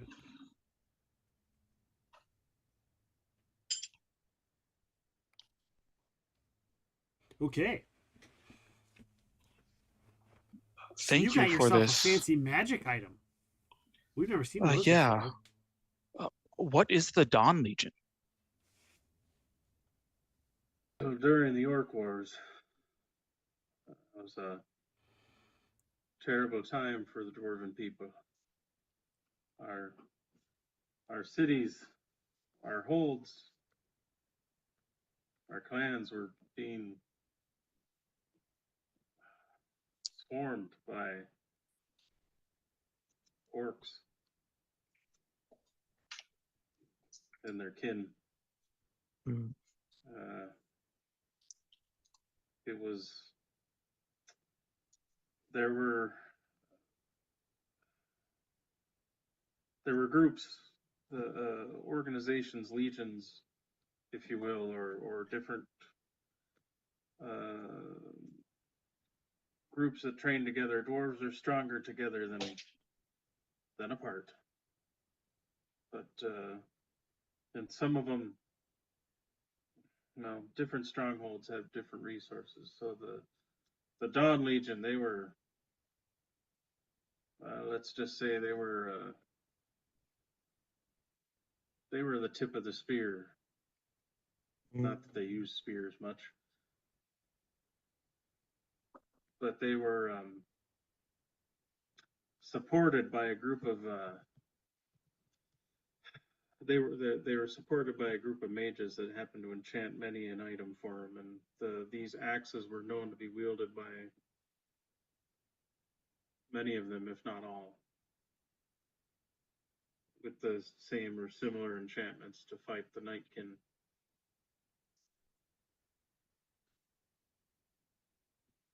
That's good to know. Thank you.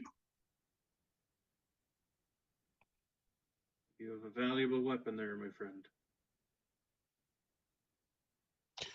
I will do what I can to bring, continue the honor that it carries. Well, I hope you never have to use it.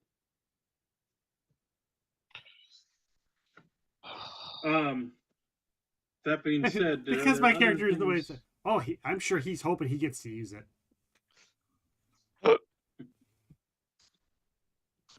Well, I mean, if someone attacks me, I gotta defend my friends.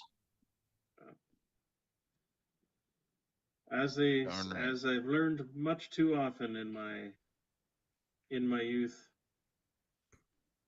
class, there are bold dwarves and there are old dwarves, but there are very few old bold dwarves.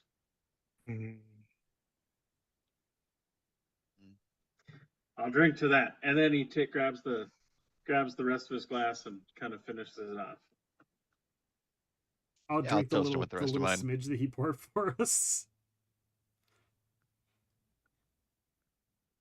Hey, say, do you know anything about that temple?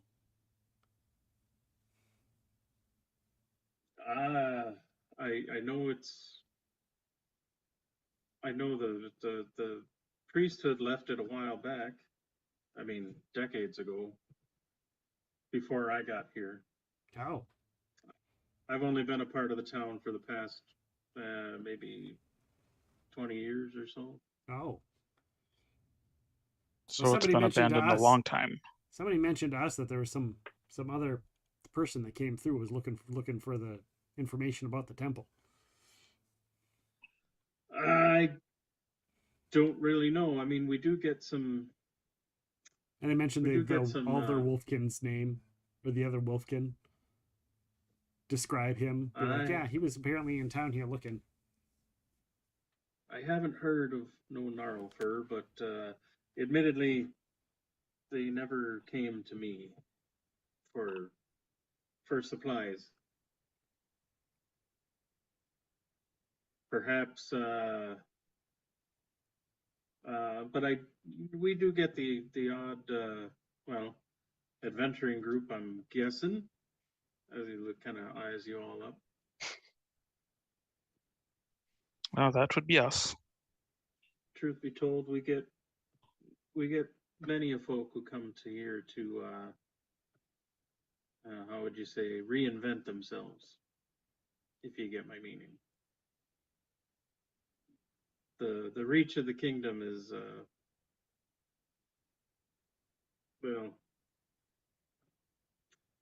it stretches out this far in theory, but we tend to take care of our own out here, if you get my meaning. It's a good place to become the person you want to be. Very much so. Is there a check to know if somebody's giving you a line of bullshit? Yeah, you could do, that is a great question. How about, so awareness is kind of like your general perception of things, whereas like spot hidden is more of you're actually kind of looking for something? clues, kind of. So I would say you could probably roll either a spot hidden or an awareness, and depending on, otherwise I would also say you could roll a bluffing roll. So Well, I could whichever one say you pick think one of is- those three things, and depending on what you roll, you might get some different information.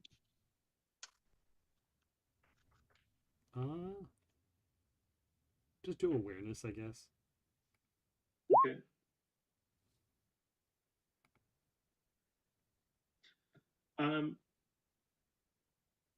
Nailed it. You get the sense, what you get as far as a general sense off of him, he seems to be pretty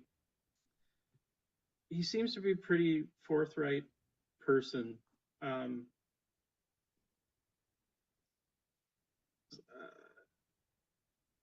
Like, from the few dwarves you've met in your lifetime, definitely fits the mold of sort of a stour sort of kind of dwarf. You're guessing, seeing him being a little more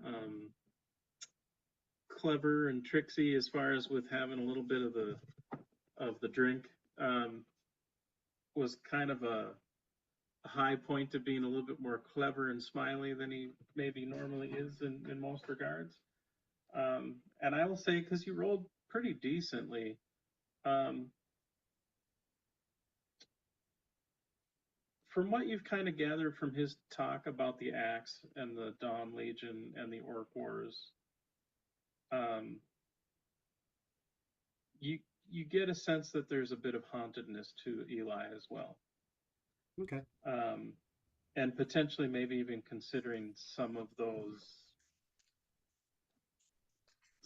subjects or something. Like there's some, you definitely know there's something extra there. There's a kind of a wistfulness, a little more wistfulness, or a slight tinge of it as he talks about some of it. Doesn't talk too much, but you get the sense that there's something there, if that makes sense. Okay.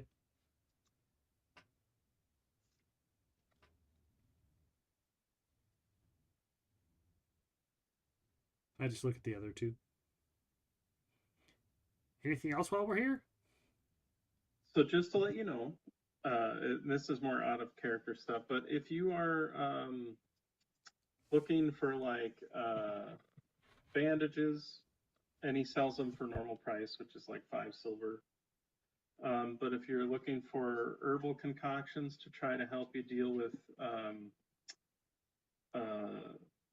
that, the herbal concoctions help you to resist diseases.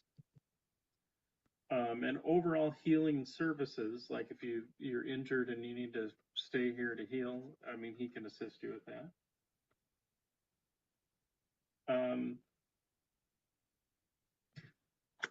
He does not have healing potions here. He suggests if you're looking for more magical means of healing, you may want to talk to the Widow McCallum. Hmm.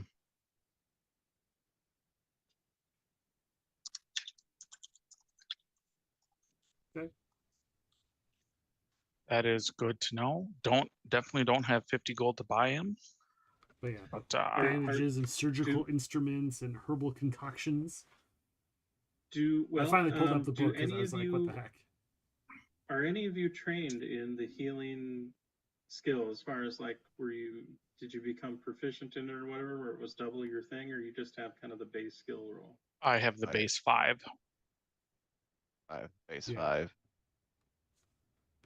Yes. Just judging by the discussion that none of you necessarily have sound like you have a ton of experience with it. He does not mention surgical implements or Right. Makes sense. I was just looking at the book and saying like, yep. Seeing what the heck, because I decided to pull it up after a couple of these discussions. It's like, I should pull the book up so I at least can see how the options are. For those that show talents in the healing arts, he definitely can offer surgical instruments and potentially sleeping poisons. Because you got to knock someone out. But otherwise, kind of the basic offerings that he offers to everybody are like bandages, herbal concoctions, and healing services. I am going to buy an herbal concoction. Okay, they are. It's the normal price, I believe, so it's just 1 gold. I'll buy the pack of 10 bandages.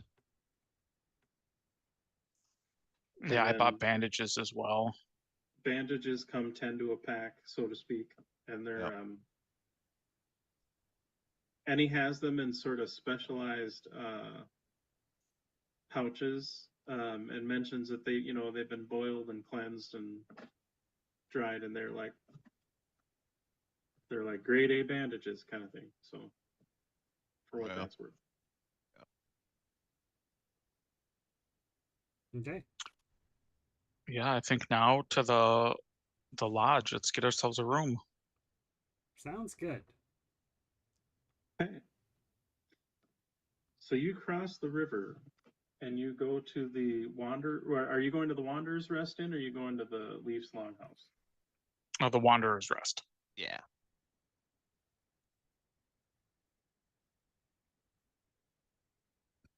You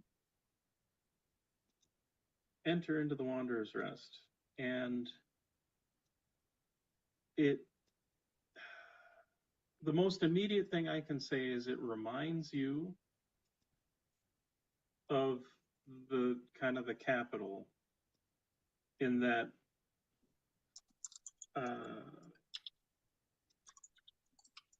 think like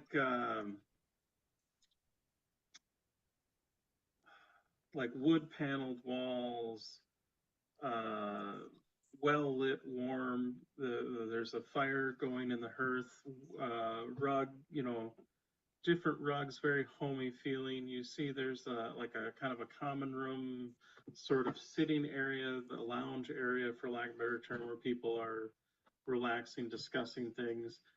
You see that there are some people that are wearing like the equivalent to like bathrobes that are starting to head off toward down a hall where you see a sign, like a sign for baths or things of that nature, or even says something like services. You see there's another area that looks to be almost like a restaurant kind of thing. Like, it's a pretty elaborate spread, and of course, kind of wide at the entrance, there's these two big wide curved staircases that kind of go up to a second level, where you see there are several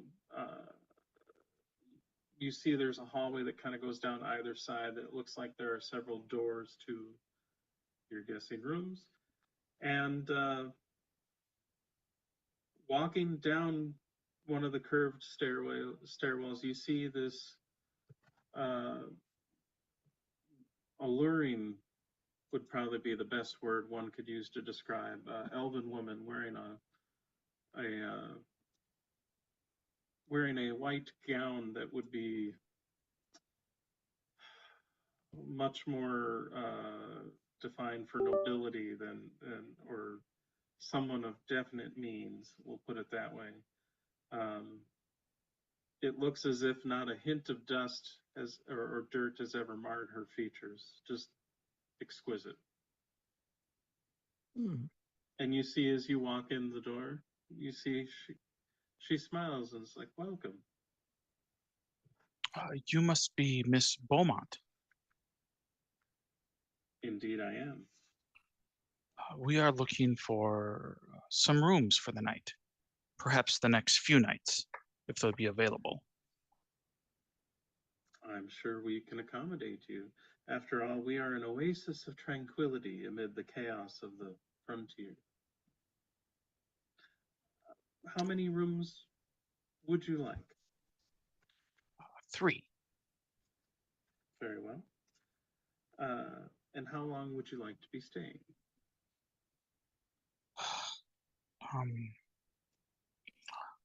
Probably 2 nights to start. Very well. Then you are more than welcome to put up your feet. Evelyn, please. 3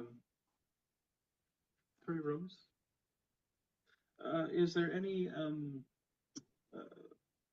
Would you like us to carry my servants here to carry any of your things? And you see 3 servants are like ready to come assist you pretty much right away.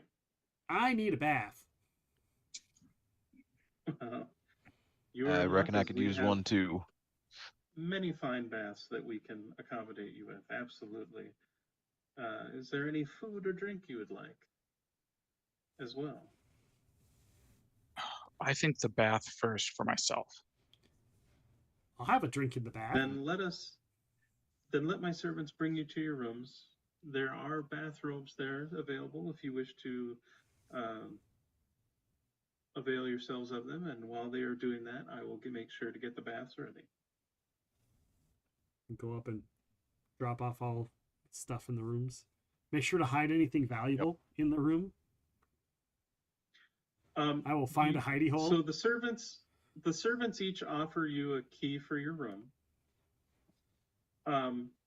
They do say if you have, if you need of anything, please. And they show like a little kind of a gold colored rope with a little tassel kind of on the end. It's like, please pull on this and it will alert us and we will have someone come up to assist you. And then they hand you the key. Thank you. And you look at the door and they're like nice locks, thick, solid wooden doors, like very well made. Like everything of this just kind of screams like excellence, opulence. Okay. And sure enough, there are like slippers and a robe if you. I'm assuming this is a luxury suite. No, this would be considered a. So you guys got single rooms. They're going to be a gold piece per day. Perfect. I'll cover the And- first 2 days for all of us. And a bath is going to be like a silver piece. And a drink? Depends what you would like. Do you want a goblet of fine elven wine or a tankard of dwarven ale? How much is the wine? Because the fine elven wine is 5 silver pieces a goblet. we'll have that with the bath. Okay. Out of curiosity, how much is the dwarven ale? 4 copper tankard. Oh. You know what? I'm gonna get a glass of the wine as well. We'll They indulge. do say for menu options, pretty much all around they do have a wonderful hearty stew, which is about a silver piece of bowl. Otherwise, during more or less regular meal times, dinner and morning or lunch or what have you, they do also have fine meals that they can prepare for about 5 silver a meal. I'm gonna just start out with the stew and the bath. Okay. I'm gonna start out with the bath, and then I'm gonna move on to that fine meal. I keep wanting to ask if you need a bowl for your wine. Because you get the long snout, and it's like, how do you? Is it like are we like more cartoon characters where like the duck bill actually kind of moves a little bit, and the snout can actually like postulate the lips and drink from a cup?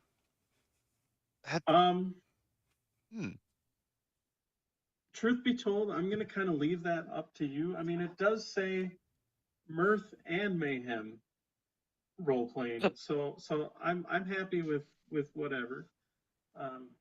I mean, I imagine for myself at least that it's probably just kind of like holding the glass up to the end of the snout, and then the tongue does the thing that does for like the bowl of water that just kind of like sticks out and like laps up the wine into the mouth, but just like out of the cup. Fair enough. So you luxuriate in a wonderfully hot bath. The weariness and the aches and pains, they kind of fade away. You clean the dirt off. It's wonderful. It's luxurious. Plus, you're having a little bit of wine or whatever with it. You head back to your room, where you find that all your equipment and gear is where you left it. You do see, though, that your clothing has been, because you guys are probably in the bath for a little bit, it's just been kind of laundered. soaking up and luxuriating. You see your clothing has been cleaned and is kind of laid out, more or less to dry. Like it's still maybe a little damp, but it's otherwise cleaned. Like all stains are kind of removed. Your boots are cleaned, and maybe those boots that can be shined, that have a shiny finish, get kind of polished up. Okay. You see, they take good care of you. Yeah. Have any like minor dings and nicks and rips been mended? Anything that they can try to do reasonably quickly. So like if it wasn't like if you had like a, you know, small finger size hole or whatever through the shirt, it's probably been sewn, kind of stitched back up a little bit. Yeah. Okay. Nice. Anything that's more of a bigger tear or rip probably has not been taken care of. Gotcha.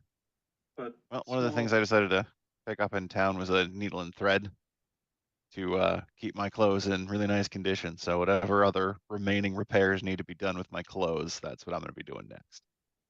Okay. So you're whiling away some time in your room, stitching up whatever you need to do to fix up as far as your equipment goes? That's the plan. And what about the rest of you?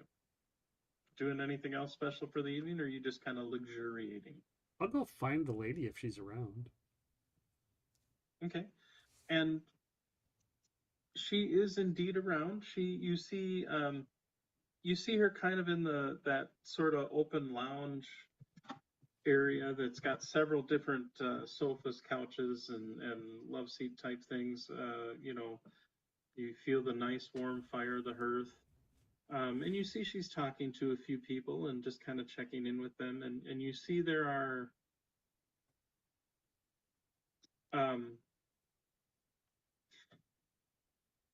you see the different servants that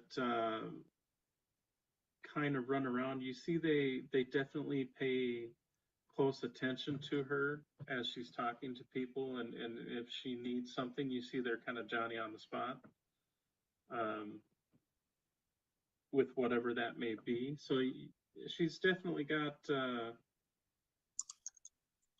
as far as the staff are concerned, I mean, they're polite and they're very, you know, they don't necessarily talk to you a whole lot. They kind of keep to themselves, Right. other than, of course, responding if you have a question or something. I mean, they'll obviously talk to you, but they're kind of, you get the sense that when it comes to her staff, she runs a kind of a stringent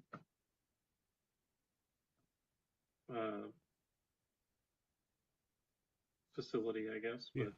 I'll just approach her when she's got looks like she has kind of a movement. Sure. And she turns with a beautiful smile that seems to lighten up the room. It's like, ah, yes. Are you enjoying your stay? Oh, it's excellent, most excellent. We stopped by at the shops along the way just to kind of visit the rest of the town before we came here to rest. And Saul mentioned you might be interested in jewelry.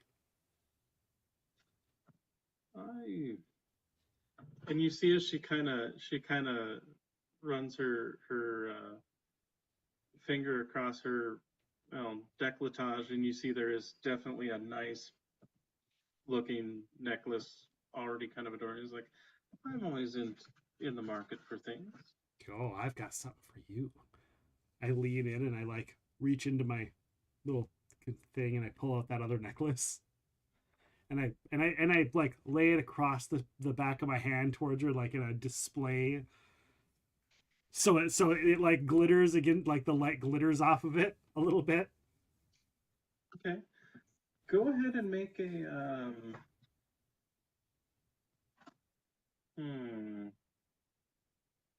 part of me wants to say bartering, but I think I kind of like, I'll say either bartering or persuasion.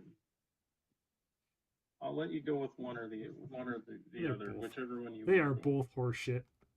This is definitely some of the things that like a normal. Hey, nice. Just barely. I think we can come to an accommodation. Out of character, what do we value that at? That's the other one. That's the 45 gold piece one. I would be willing to take this off your hands for, say, 40 gold.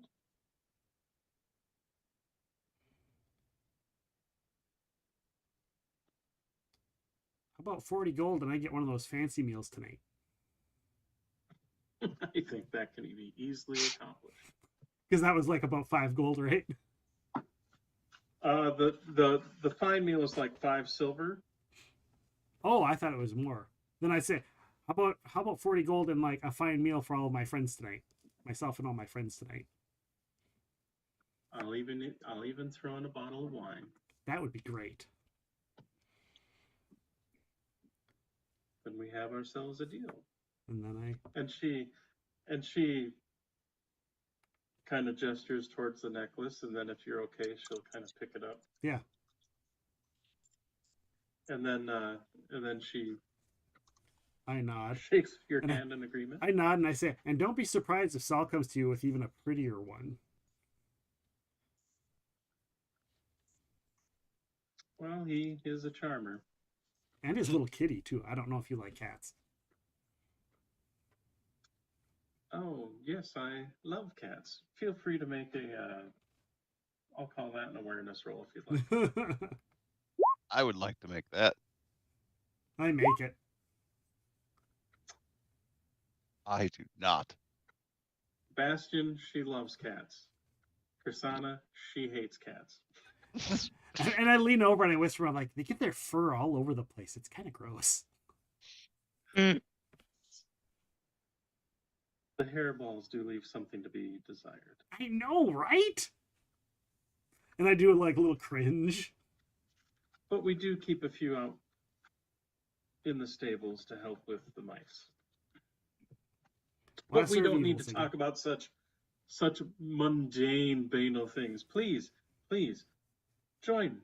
We'll get the dinner prepared. Please feel free if you'd like to go up and get dressed or restored if you have not already, and we will get the food set. Excellent. Thank you so much. And I'll go let you guys know that I got our meals for us for tonight. Nice. Before dinner time, I would like to go talk with the people in either the people that work here or people that look like they've been here a while to see if anybody remembers a wolfkin named Gnarlfur and what he may have been doing in town. Fair enough. You ask around regarding Gnarlfur. No one really knows whom you're talking about. Especially for those that have been staying here. You get a brief discussion from one of the servants who basically tells you, wolf can pass through here from time to time. None have really stayed in the area. They tend to be a bit more nomadic or anything, My critical success to know about him, would I be able to get like physical features or something that's a little bit more unique to him?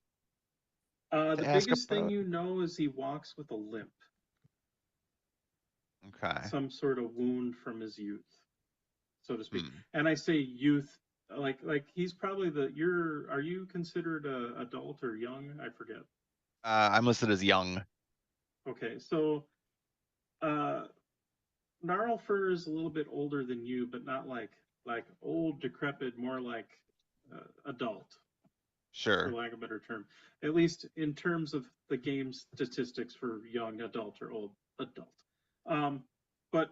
So sometime in Gnarlfur's youth, there was some sort of incident, and now he walks with a limp, but that's all you really know.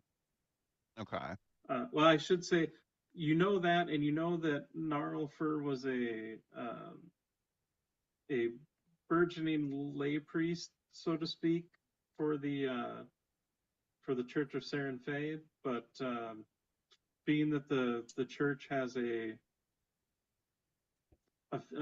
definitely more feminine aspected deity,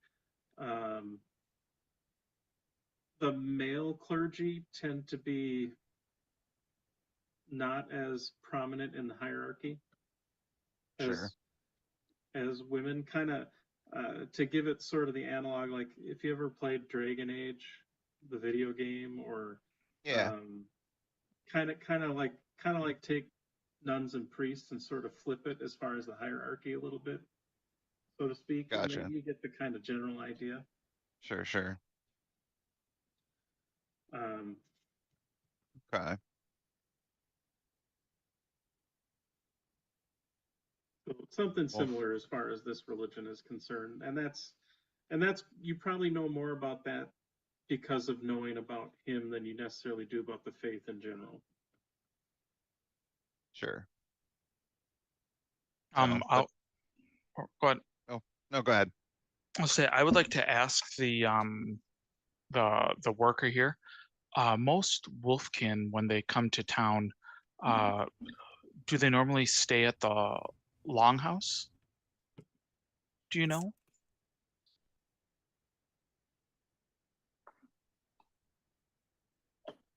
And you see the servant kind of quickly you can kind of see takes a quick peek just to make sure Lady Beaumont is not looking, and it says, "We typically don't like to talk about the competition here, but if you're not of wealthy means, that would be the place that you would go, unless of course you have your own tent or accommodations and want to rough it." Yes, I've had enough of roughing it. I much prefer this place. And you see they kind of nod, and then it's like, "Your food will be out shortly." And then it's like, and then they kind of quickly try to head off before they get spotted by. Okay. Again, it's not that they're not willing to talk to you, but you definitely get the sense that they try to keep it brief because they don't want to gain Lady Beaumont's ire. We'll put it that way. Well, that makes sense.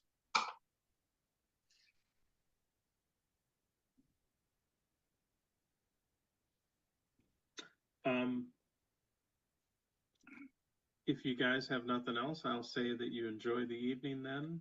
You have wonderful food, very tasty elven wine. Lady Beaumont even stops by the table every once in a while just to kind of check in and see how things are going. Okay. You notice that she is indeed wearing the new necklace. Excellent. And gives I you will a wink compliment. and I will compliment her on her beautiful jewelry.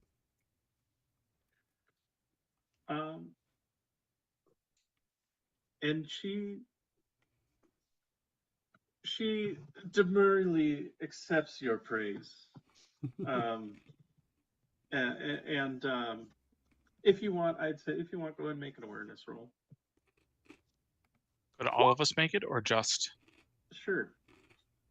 2. Yeah, if you want to roll. Don't get much better than that.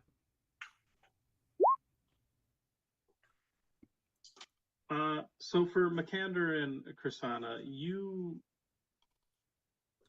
note that the flirtation, like not the flirtation, but the compliments, especially of her beauty, while she tries to play it off as being, well, she tries to play off the compliments modestly, like, "Oh, well, thank you. You can definitely tell that is completely stroking her ego and that she is taking it for all it's worth. Bastion, the food is delicious." That's what Bastion was focused on anyway. He was here for the food. That's true. And as far as the food goes, if you've read any of the George R. R. Martin books, you know when he talks about like the food that takes like 3 paragraphs to describe, it's that. Like it's just delicious, wonderful, filling, like. So yeah. That being said, then we'll just kind of fast forward a little bit. You sleep in a warm, comfy beds. Everything's just wonderful. You wake up. I don't know if you want breakfast or whatever. You can definitely have it. Of course. Absolutely. And of course, you are safe to go. They do say, like, as far as if you wish to leave anything in the room, you have your keys for the length of your stay. So, and Yeah. if anything is amiss or if you need anything, ask the servants, ask Lady Beaumont. She's happy to help. I think I'm going to bring most of my stuff with me because it's same. still well below my inventory. Same. Yeah. That's fair. Pretty much just not bringing like the sleeping fur or the tent. Okay. So where would you like to go next? I think we should go to the Longhouse, see if they have any information on Gnarlfur and those that he might have been traveling with. Okay. Good idea. I mean, eventually we might have to ask Lady Beaumont what happened to him, since she was the last person to see him. Oh, yeah. I guess on our way we should maybe stop at. I guess would the tavern be open this early in the morning or no? It might be. Well, it might not be closed yet. As you look across the river, you do see that there are some people that go in and out.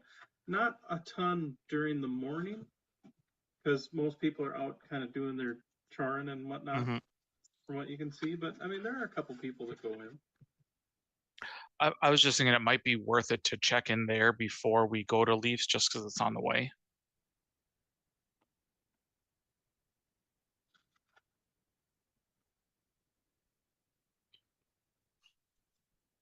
Sure. Okay. So you head to Johann's. And sure enough, there's just a sign that says Johann's. And you enter in and you see there's maybe a handful of people sitting amongst themselves. Some are having a bowl of, maybe a bowl of stew, or perhaps even drinking a little bit of whatever, hair of the dog, what have you. And but what draws your attention, coming out of the bar carrying, looks like 2 steins in each hand that are easily half as tall as he is. You see this boisterous, jovial, maybe slightly pudgy halfling gentleman with blonde hair, blue eyes, wearing lederhosen. And it's like, guten Morgen, my friends. I will be right with you. Come, have a seat. Kind of comes off and starts dropping off some. I have a seat. Yeah, I will also, I guess, have a seat. Pleased to meet you. I am Johann. How can I help? Would you like some stew? My Augustus, he makes the best stew. A little early for stew for me. Do you have any warm like a tea or something like that? I could find something. Oh, that would be splendid. Perfect. Thank you. Perhaps some mulled wine. Yes, mulled wine will be excellent. Sehr gut, sehr gut. I'll be right back. And you see just. Well, he's happy. Good. Everyone should be that happy. I agree. Yeah, you see everybody else, the few other people that you see in the place, like they're all kind of, either half asleep or kind of keeping to themselves, sort of being, maybe a little bit surly. But even as he kind of, as Johann goes by to grab glasses or goblets or what have you, you see even some of the more surly people tend to have tend to perk up a little bit, have a little bit of a smirk as Johann goes by. And sure enough, you see three. Johann comes back out later with the 3 wooden mugs with the steaming liquid inside each of them, which you can definitely smell the wine, and you see there's even like a little cinnamon stick. It looks kind of like a curled piece of wood that, yeah, is like a cinnamon stick. Like, this is how you warm the body in the morning. Thank you, Johann. Oh, you're most welcome. So that will be 2 silver apiece. I You sure will. you cannot get you any stew? I will give him a gold piece. And I'll be like, can we get some bread as well? Do you have warm bread? I will see what Augustus has in the oven. Augustus! And then he sees the...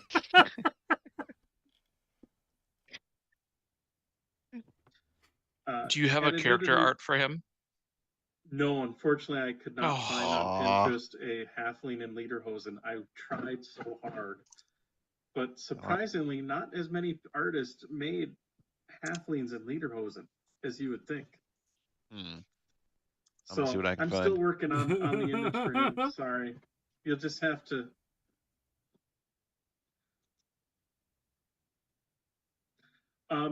But sure enough, shortly thereafter, you see Johann come back out holding hands with another halfling gentleman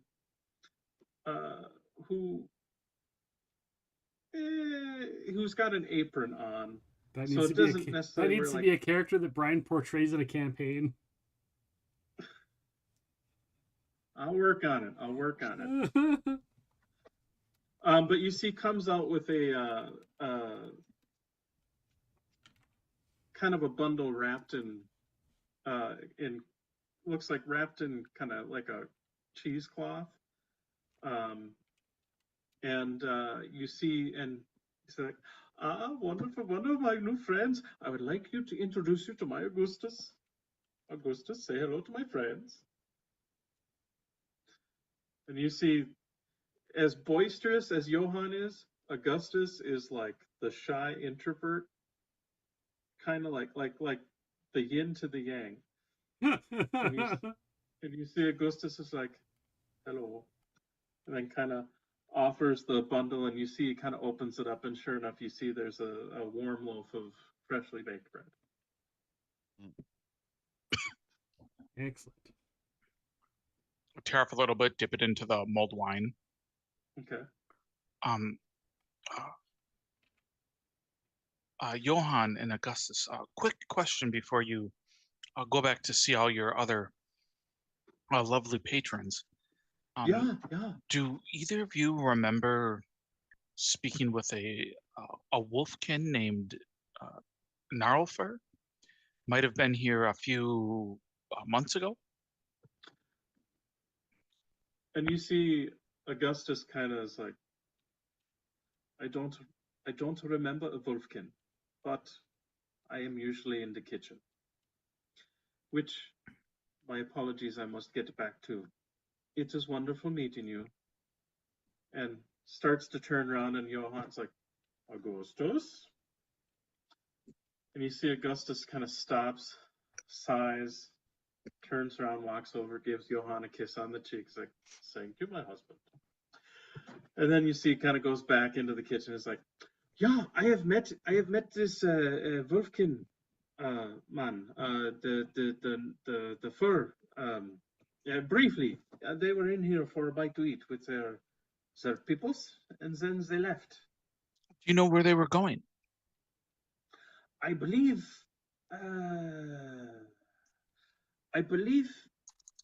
Well, the Wolfkin didn't stay in town all that much, but the people they were with, they were in the town and stayed, had food, good food, and but then they all left, I believe, for the well, they left to stay over at Leafs. Is a place to sleep, provided you can plug your ears so you don't hear the snoring. But But the wolf left the town. Perhaps they'll prefer nature. Is the case. I don't Thank you. That information does help us. Yeah, very well. Well, if you need anything else, I will be around. Please feel free to call on Johan. I am your friend. Okay, good. And then proceeds to head over and just as boisterously check in with everybody else. Awesome.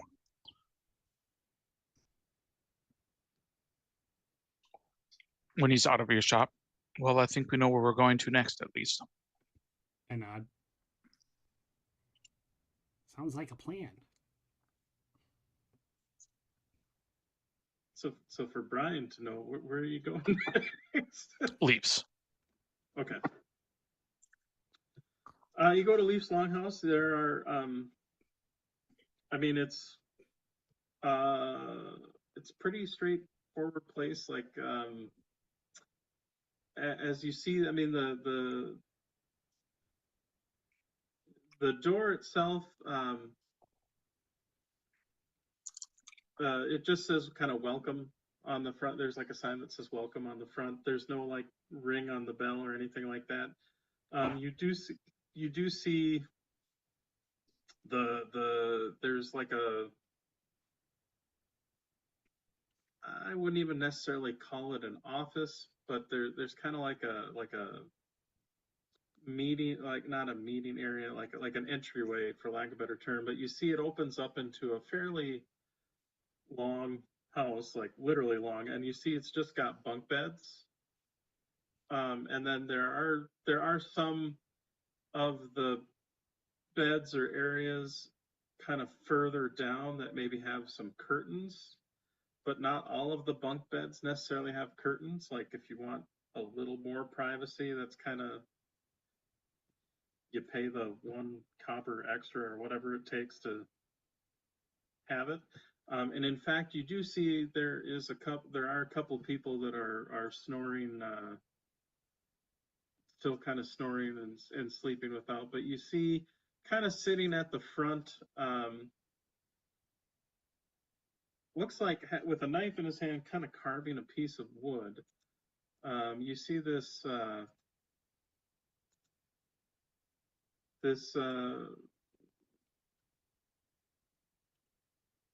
fairly ruggedly handsome red-headed individual. And I just updated your journal if you want to share that with the class. If you look for Leaf Thornton. And you see next to where Leaf is sitting. So Leaf is kind of sitting in a chair, kind of leaning back against the wall a little bit, like not on all fours, kind of carving away. You see there is a looks like a table, small table sitting next to him, and you see there appears to be like a cup of some maybe tea or coffee or something along those lines. And you see next to him is like a kind of a pot-bellied stove with and he's got like a metal tea kettle on the top. And just kind of looks up and is like, "Hello, how are you?" Good. Looking for someone that might have stayed here a few months ago, or allies. Have you had any run-ins with people that like to light themselves on fire?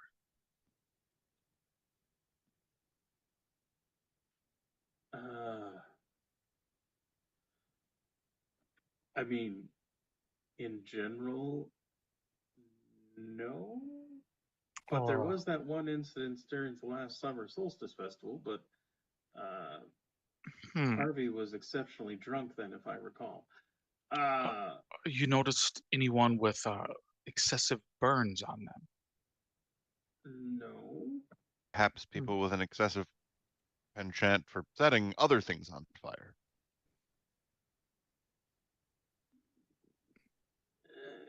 Well, no, again, except for the incident last solstice, but no, I can burning things. No, not necessarily. I look at you two, and I'm like, perhaps Gnarlfur's crew did not stay here then. Oh wait, Gnarlfur, Gnarlfur, the Wolfkin guy with the limp. Yes. Yeah, no, his people stayed here a night. The Wolfkin didn't though. He apparently liked to rough it. Hmm. And how long have they been gone? Oh, I don't know. Maybe a couple of months, like you said. Hmm. The people that were with him, I think they were maybe adventuring types like yourself, and I think they stayed here a night, then went the next day somewhere. I think they mentioned something about the temple. So they did make their way out to the temple. Good. Good. And you're sure none of them had any excessive burns on their body that you could tell? No, they were burn free as far as I know of. Ah, well, that's good. Then we weren't dealing with any of the true fanatics. Good. I mean, they were a little rowdy, but I think they were had a good night at Johann's over there. But you know, the group that Wolfkin guy was with, the Gnarlfur, you say his name was? Mm-hmm. Yeah, he they all, I mean, he otherwise he seemed fine. I don't know. Do you happen to know where he camped by chance? Even if it was like north of town or south of town? Or... I don't pay that much attention to other people's business, to be quite honest. And admittedly, his friends were slightly on the rowdy side. Not as many people got as much sleep as they probably liked, but overall they kept to themselves. And then they seemed fine when they headed out the next day.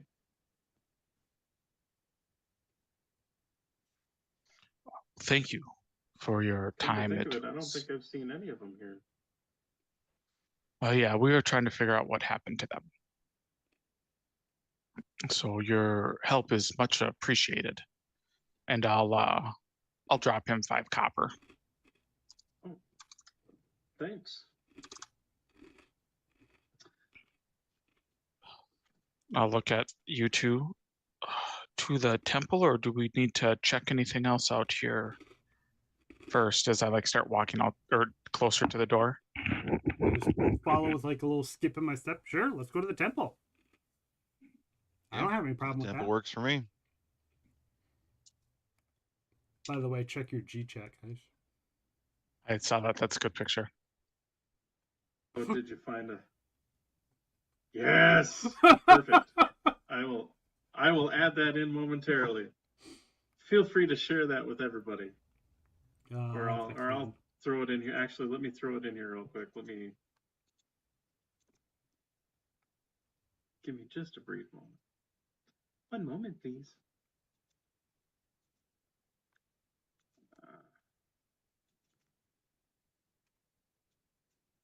Pictures, NPCs. There you go, everyone. Go on.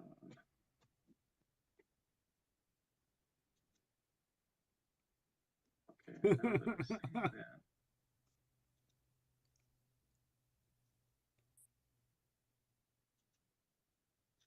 It's a good Johann. Yeah. That is like the perfect Johann. That's awesome. Well done. Well done. And now we'll share it with everybody. All right. There you go. Perfect. All right, so you head out to the temple. Now, I will say for those of us who are joining us who are interested in some of the mechanics of the game, normally if you're traveling for a period of time referred to as a shift, which is like 6 hours, you would potentially roll to see if there's encounters, things of that nature. That being the case, we're gonna the temple itself is not. You'd have to travel for several miles or several kilometers basically to kind of. Usually, if you're traveling for a shift, you're traveling about 15 kilometers or so. The temple is not nearly that far away. Like I said, it's maybe about an hour's walk. Like you can literally see it in the distance. Should we have checked in with the sheriff? I say that on the way. Actually, I say that long after we've gone. Maybe we should have checked in with the sheriff. Oh well, too late. Oh. Yep. It's you know she's up not to you really. whether or not you did. She's not really a law-abiding character. That probably would have been a good idea. I feel it's like in Harold and Kumar. We've taken like 3 steps out of town, look back up, too far now. Just keep walking to the church. So you travel down the road, and you see the road kind of follows that Cotter Creek. And sure enough, the Cotter Creek actually, you see where it leads to is in front of the temple. There actually appears to be a bit of a like a pond or aquifer that feeds into. Why is this not moving? Come on, tab. New map. There we go. New map. And you do have a general layout in the scroll that was given to you. You have a general layout of the temple, aka that's why I'm not dealing with dynamic lighting. So you have kind of the basic layout of what's going on here. Okay. What you notice. So in kind of in front of the temple area, there's like this kind of pond that I'm sort of pinging on the right hand side, and it basically kind of leads in and fills into the creek. Actually, while I'm doing this, I'm gonna put your guys' tokens on here. I'm already on there. You're on there, so then I just get Makander on there. Ow. So you guys are kind of up, kind of in this area over here. Now let's see, I need to go here. And you see that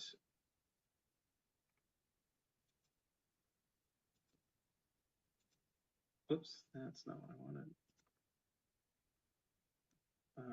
That is what I wanted. Haha, okay. And you see that kind of the entry, so the temple is, the front of the temple, it looks like it's actually kind of carved out of like a large stony hill or mound, but it's got several carvings on it that identifies it as a temple, but it seems almost kind of a little bit recessed in. So like this wall here is actually kind of the natural wall of the kind of the hillside. It's a fairly sheer facing, but you do see over here where I'm pinging, I hope you can see that, kind of on the east side of the map, but kind of the southern side, there are a set of wooden docks that looks like that are used, could be used to park maybe some canoes or something if you were to take a waterway to maybe take the creek down to the town. Okay. And sitting on a couple of boxes or with their feet hanging off the docks, you see 2 goblins that look to be fishing in this pond. I'm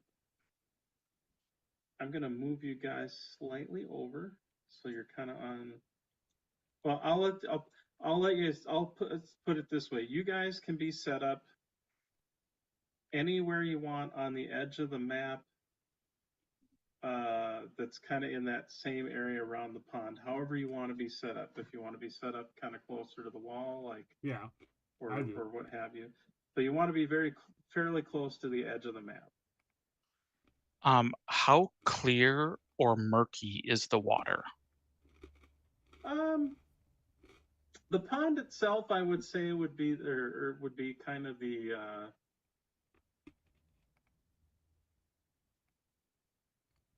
I'd say it's like kind of your regular sort of some green algae.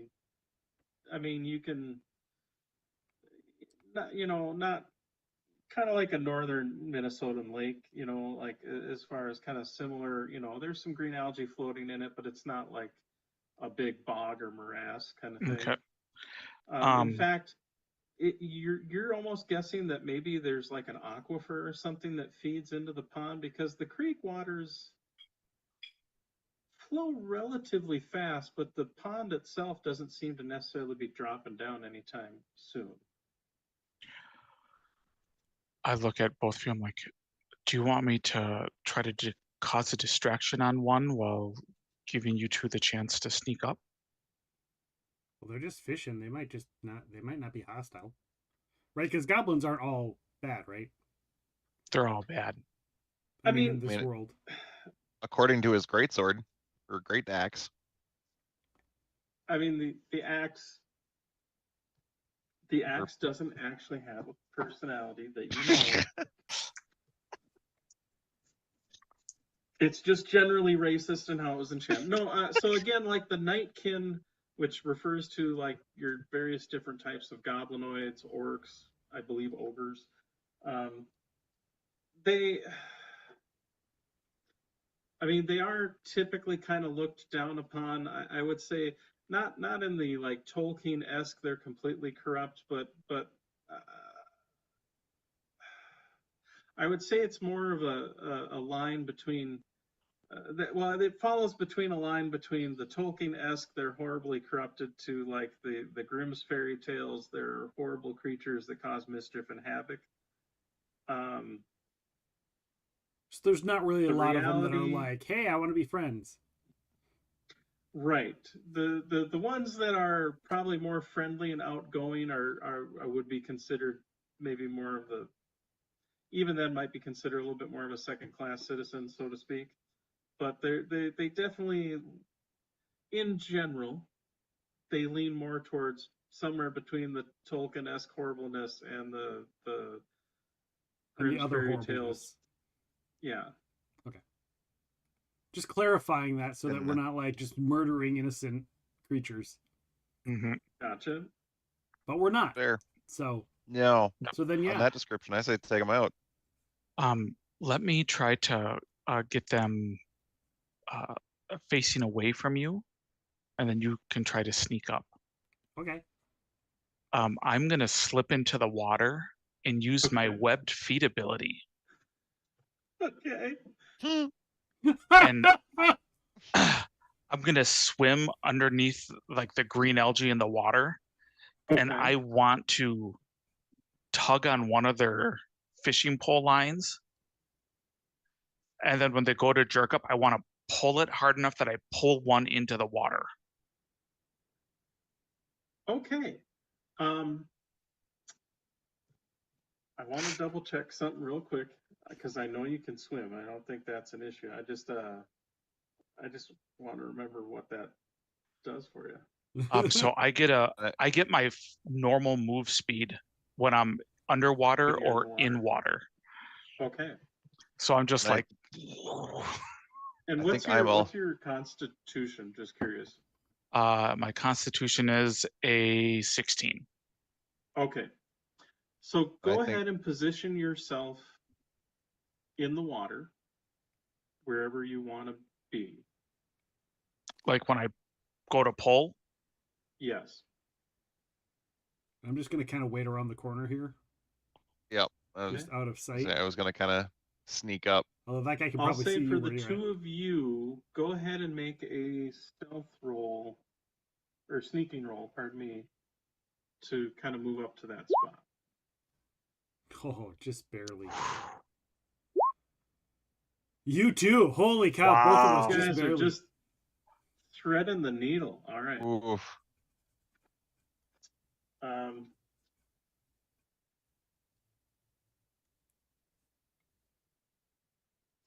So I'm going to ask you this, because technically equaling does not mean rolling under. Did you want to push right. your rolls? Shit. So we technically Oh. both failed. Mm-hmm. Oh crap. Oh, you know what? Yeah, I'll push Meets it. it, beats you. So okay, so go ahead then and check on what are you checking off as far as pushing the roll? What Oh right. condition? I think I'm gonna go with disheartened. Okay.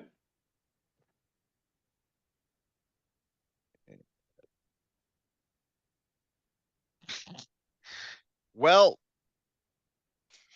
I failed worse, but I get to maybe advance it.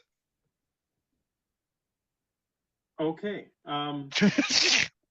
Chrisana, did you want to No. Did you want to push your roll? So well, you could succeed. I don't see one of the things that really makes sense to have.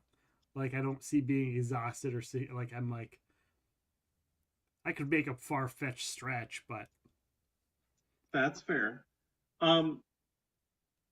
So Bastion. Yeah. You guys are sneaking along the shore there, and you're kind of getting to a point where it's getting very the shoreline's getting very thin before it kind of gets to where the planks are. Uh-huh. And you're like, okay, I'll just have to kind of swing out, grab my arm to kind of grab around the edge and pull myself in. And you're like, I got this. And you grab and you slide. Because you're standing on some like wet rocks or whatever, wetter than you thought it was, and you actually go kerploosh in the water. So I'm going to move you actually to there. Fair. And both goblins look over to see. They kind of look. You see, they look at you, Chrisana. You kind of look at them. They look at the splashing wet dog person, then look back at you. I go, get him! And I would like you, we're going to go with initiative here. Okay. Now, Matt, I'm going to say, because you're kind of swimming underwater and doing all this, I'm going to say I'll let you, if you want, draw a card first before everybody else does initiative. I'll say you can have surprise. Do you want like the number 1 card? Sure. Do you want to go first? I want to go first. Where is initiative? I'm pulling that up right now. No, I mean, where do we roll? You don't. It's cards. Yeah.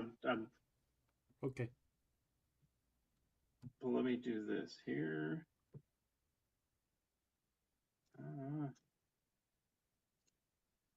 Add turn. Oops, we don't need a giant spider. Everybody needs a giant spider. Andrew, you'll have a 1 because you got the drop. Let's see what.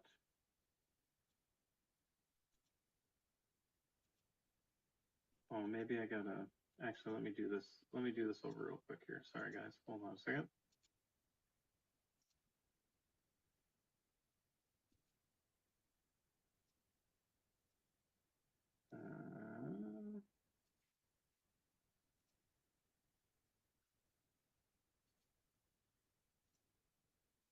There we go. Okay, so and I got 1. Let's see about the rest of you. Hey, Chrisana gets a 4. Not bad.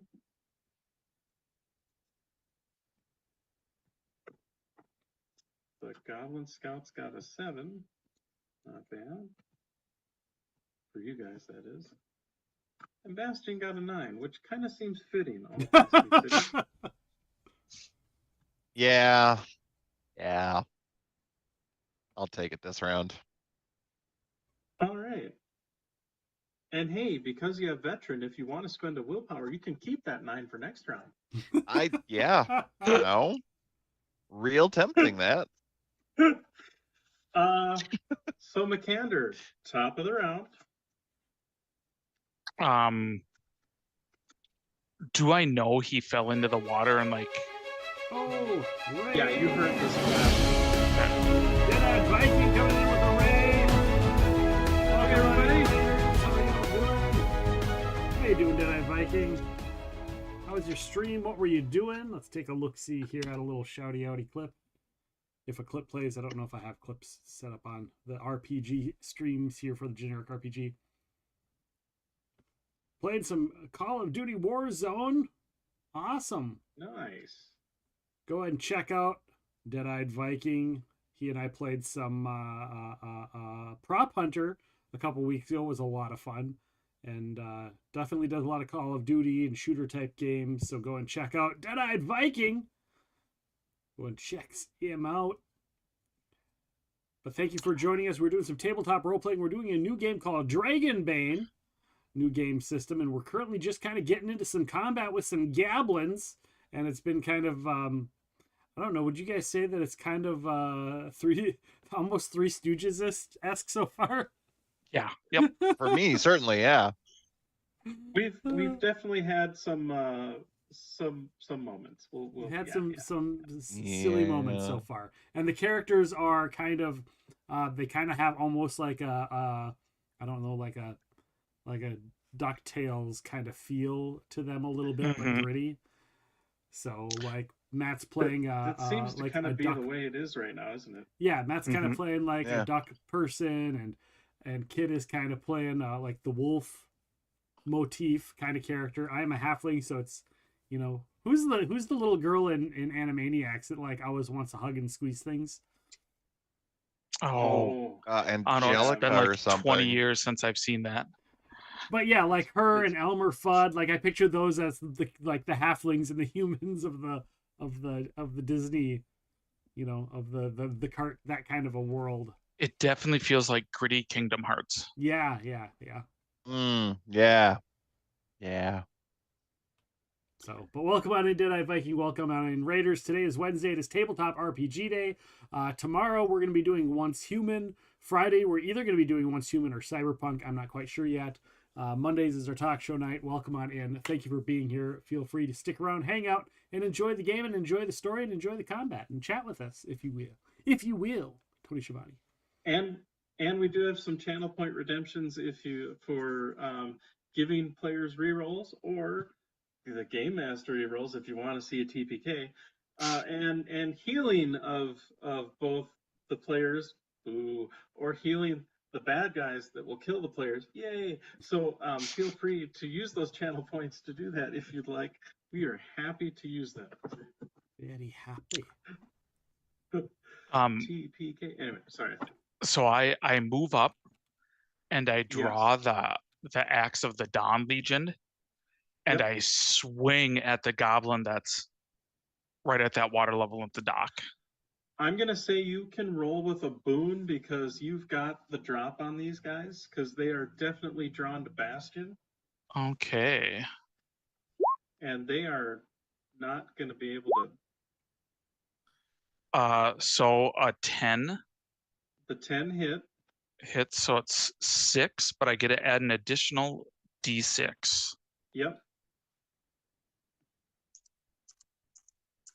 Oh no. For 12 damage total. Yeah. You cut the little gobbo in half. I rise up out of the water, my axe glowing, and then it's like the eclipse as it sinks into him and the light fades. I mean, this is like the Rambo moment, like slow motion, this duck in full plate armor coming out of the water, just water shedding ripplings, like Let's get dangerous. Sorry, I had to. If you know, you know. Yeah. While in full plate, no less. So I can Yeah. move, attack, and move, right? Like I can split it up.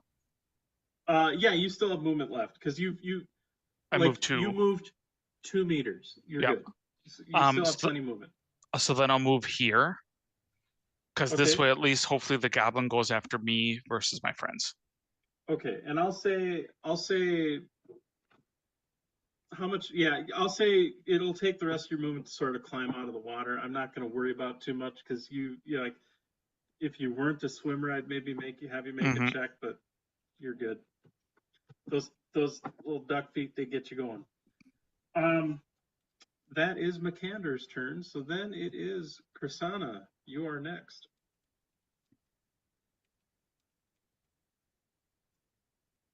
I'm going to, and it's a distance, right?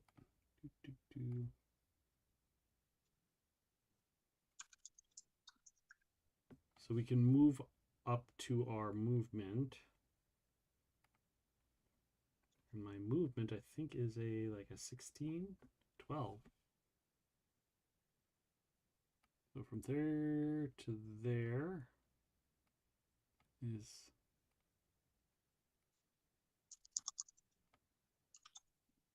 that was 2. There to there is 6.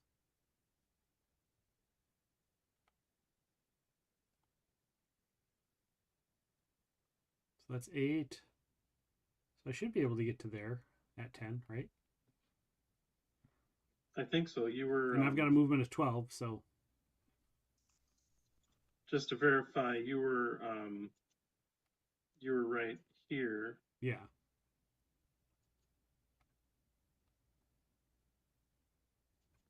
Yeah, you're good. Okay. So I move to there. All good. And I'm actually going to use my ability finally. I can activate this ability when making a melee attack against an enemy that is also within 2 meters of another player. Your attack then counts as a sneak attack, which means it cannot be dodged or parried. You get a boon to the roll. Oh, I can click that so everybody sees that. Let me do this. There we go. That way everybody can read it. You get a boon to your roll and add the number of dice rolled for the damage increase by 1. So 2 die 8 instead of a die 8. This ability can only be used with a subtle weapon. Which is like a dagger or a knife. Yeah. Okay, so go ahead and make your attack roll with a boon. And for those of you who've just joined us or have questions about the system, basically a boon is like rolling with advantage if you played D&D 5th ed, whereas rolling with a bane would be like rolling with disadvantage if you're playing 5th ed. So I got it on either way with the boon, but I don't know which one I would take the damage roll for. Well, you succeeded on both of them. I'd say take the 5, so that way you're doing the 12 damage plus whatever your sneak, because that doesn't include your sneak attack damage. You still have to add a D8 for that too. It's true. I didn't know I got to pick, so if they both succeeded. Well, it's a boon. You take whichever's better. Okay, and it is better, so there we go. It is definitely better.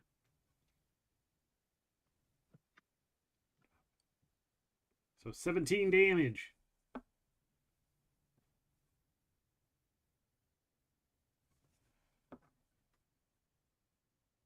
All right. You rush up, and as the goblin sees the murder duck incorporated come out of the water and is like dripping wet as its little buddy kind of goes into the water, turns around, just hears the footsteps behind him, turns around just in time for you to stab him through the face. At which point, Bastion pops his head back up above the water, raises his spear, going, "Hey! Oh. Oh, they're all dead, aren't they? Wow, these two are. Nod.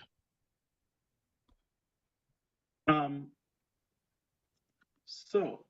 Hey, I think this one caught a fish. Grab the fishing pole. Okay. Now, if you want, you can add a fishing pole to your inventory. Yeah. You do see that the fishing poles are not of goblin make. They are actually like good normal fishing. I take it this takes up an inventory slot. Yes, I believe a fishing pole takes up 1 inventory slot. Do you want me to take the fishing pole? I got one space. I sold a spear. Well, there's more than one. You can take the fishing other rod, fishing right? pole. True. Unless you want it, Kit. Yeah, I can take the will fishing. say, Like, I'm probably just gonna go sell ahead and make, all of you can go ahead and make an awareness roll.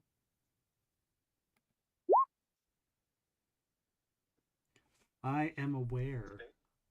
You are aware, McCander? I am so not. much. Bastion? Hold on. Oh, I am definitely not. You're getting out of the water. You're wet. There's a lot of dripping water sounds. Just a lot of wet fur just dripping in my eyes. Krisana, I'll say as you guys are kind of having this discussion, you hear there are voices coming from deeper in here. That being said, you don't hear any like yelling, screaming, alarms. Like you murder hobo the shit out of those two in like Not Oh, 0.2 damn. seconds. You told us flat. that they were bad guys. How is it murder hoboing? they didn't even get a chance to like get off an alarm or anything. So like you get the sense that like while there are more inside, which is not unsurprising, it as far as you can tell, it does not appear that they are aware of your presence as of yet. So what I'm going to do is we're going to drop out of combat briefly. Okay. All right. And if you guys, I would say as long as you don't go into the stairwell, like if you're out on the docks, you can kind of set yourself up however you want to get set up, or before you necessarily engage them or draw their attention or what have you. You just got to let me know what you want to do. I think I would like to be here. And then this way, if we can draw them in, I can. I have an idea. Do goblins, they use money and stuff still as well, right? Yeah. Okay. I take the hook off the fishing line and I tie a gold piece onto it. I love where this is going already. I adore where this is going.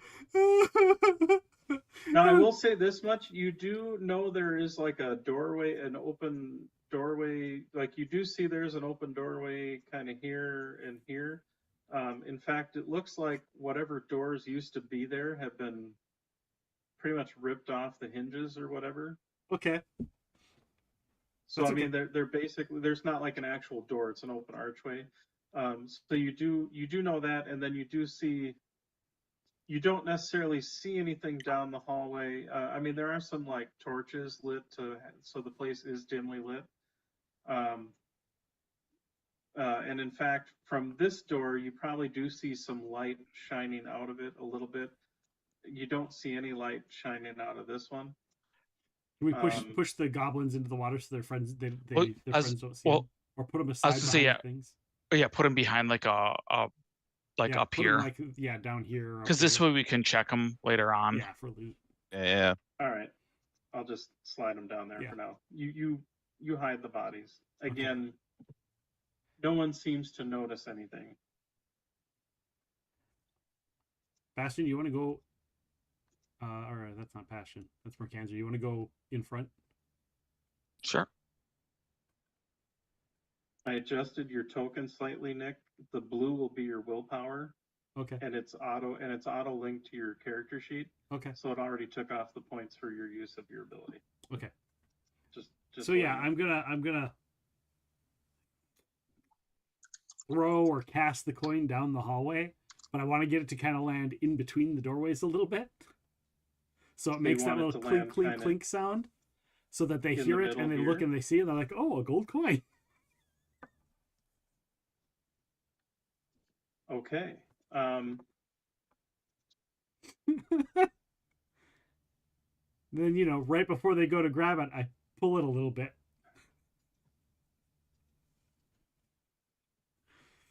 I'm going to be waiting around the corner with my long spear at the ready. Yeah, you both will be sitting there ready. And I'll just slowly lure them to these two. So you see,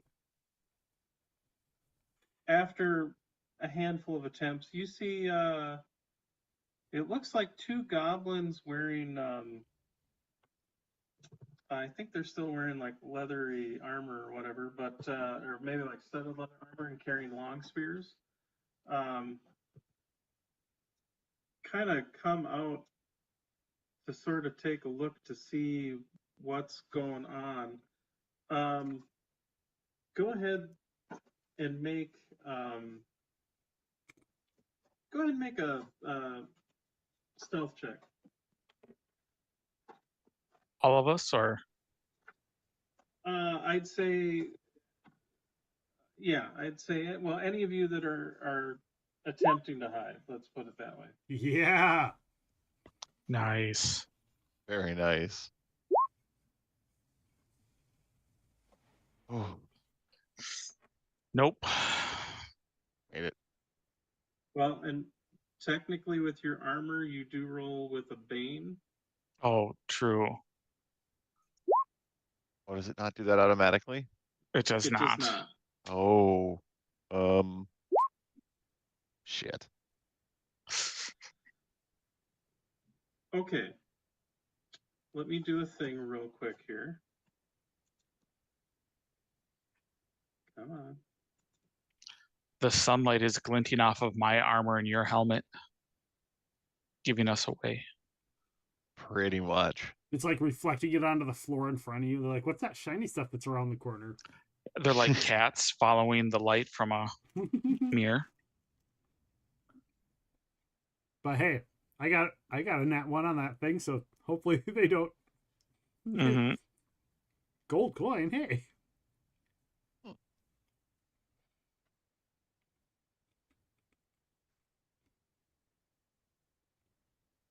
Okay, so let's see here. So Krisanna, they do not see you. However, they see the other two.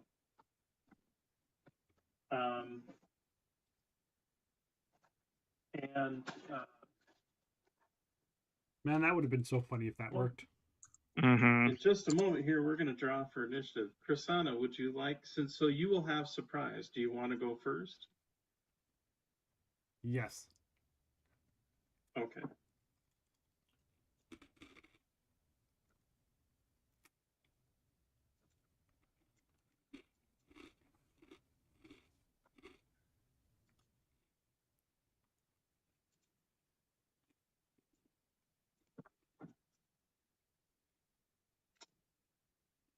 I did shuffle these up, didn't I? Let me try this again.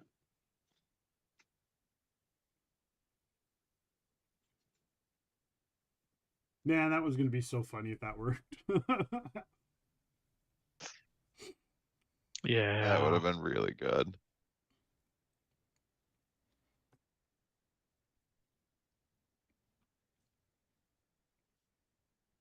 If money weren't coins, if it was a dollar bill, it would have worked a little easier, probably.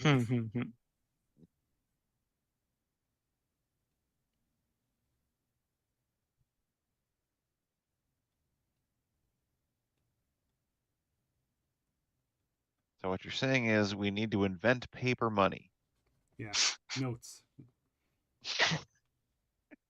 Okay, so the first in the initiative order is Krisanna with Makander on deck. All right. So I recall something about swapping cards with people. Yes. Yes. I want to swap cards with Bastion. Okay.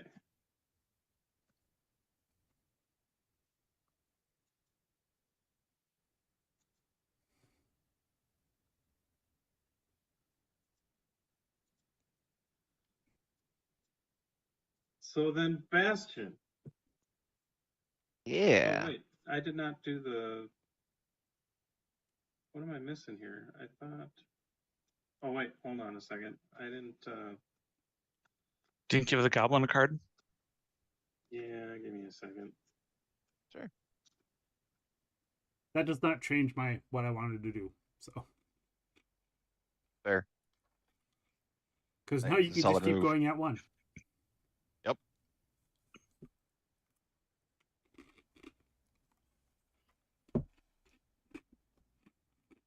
We're gonna go all out. There we go. So Bastion, you are still up first. All right.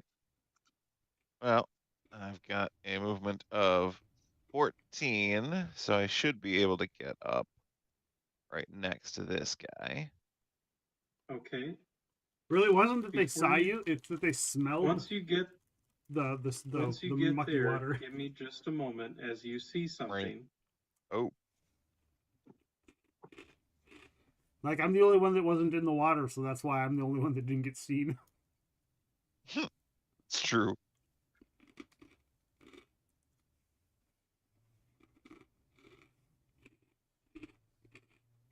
As you shoot, was it? Shit, see, yeah, okay.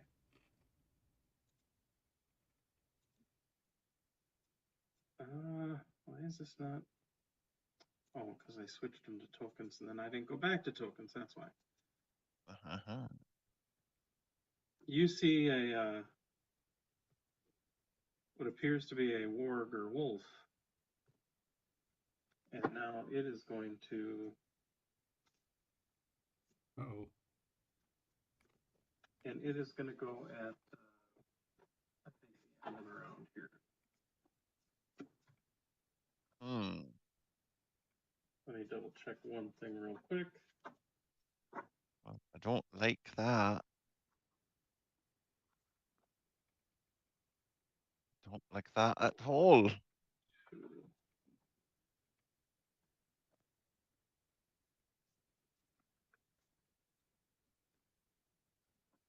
Okay, so.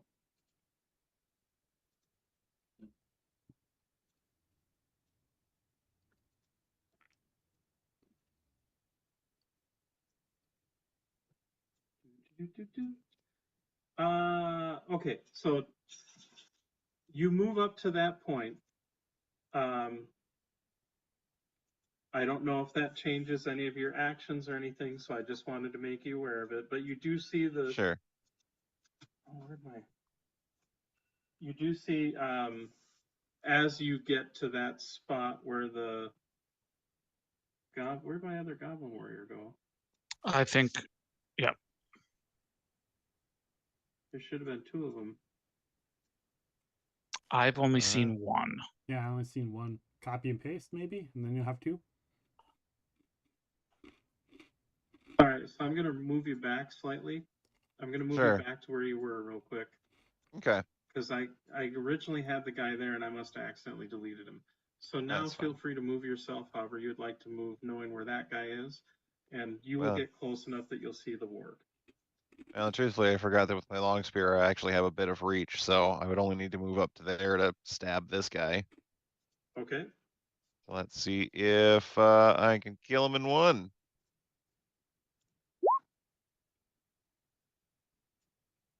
Well, that looks like a hit to me. That is a hit. For a beautiful 14 points of damage. That is also beautiful, deadly damage. Let me double check one thing real quick. I think you. What they got for armor? They got 2 armor. So, yeah, you.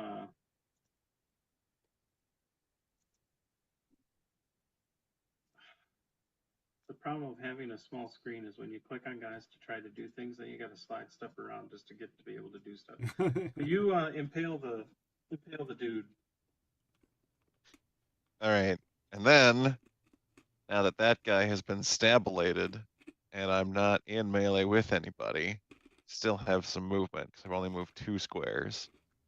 So 3, 4, 5, 6, 7. Move the rest of my movement speed to try to lure the other goblin and the warg over this way. Okay. After Bastion is Makander. Trying to remember, is there like a delay, like wait for the guy to get to my reach and swing at him? You can swap cards with a different person to delay. Oh, but then he would still get his full turn before I get to go. Yes. Potentially. The only ones you have left that you could potentially swap with are the Goblin Warrior, or Kursana, or the Warg. Mm-hmm.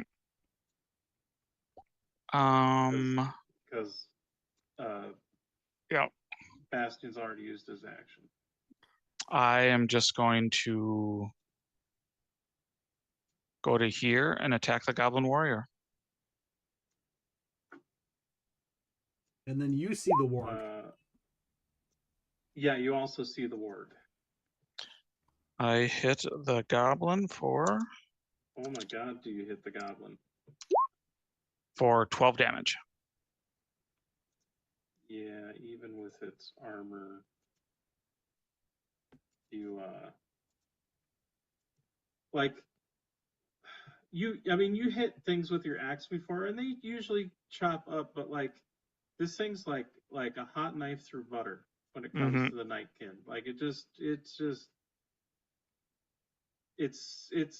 it's almost so easy, like to the point you almost overswing because you're expecting more resistance. And I do have a move left, so I'm going to go to here. Okay. Just with the hope that eventually that warg can be brought into flanking. Okay. So then the Goblin Warrior are currently dead, and because you guys are doing this as quick as you are, they haven't technically been alerted yet. So Kursana, it is now your turn. I love that phrasing, currently dead. As if they may not be in the future. They'll then be currently undead. I move up to here and then I go, whoa, doggy.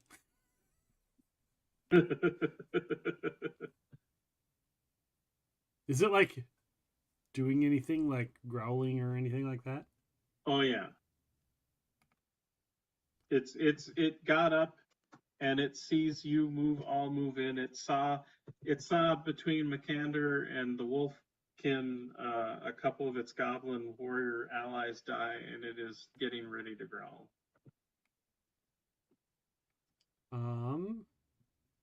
It's getting ready to throw down. Well, would be a nice time to have some meat on us, but we don't. So I guess,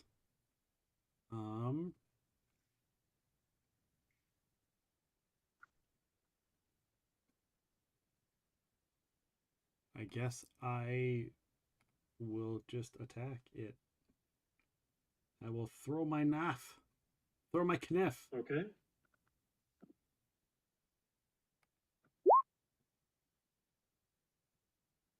I throw my kniff. It does 7 damage. And you know what? I think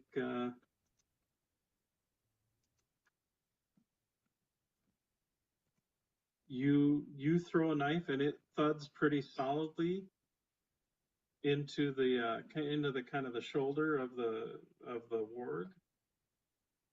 It is not happy. And you only get one attack around, so. Unless you have some special heroic abilities. I do not. So, The warg raises its head to the sky and lets out a famished howl. I need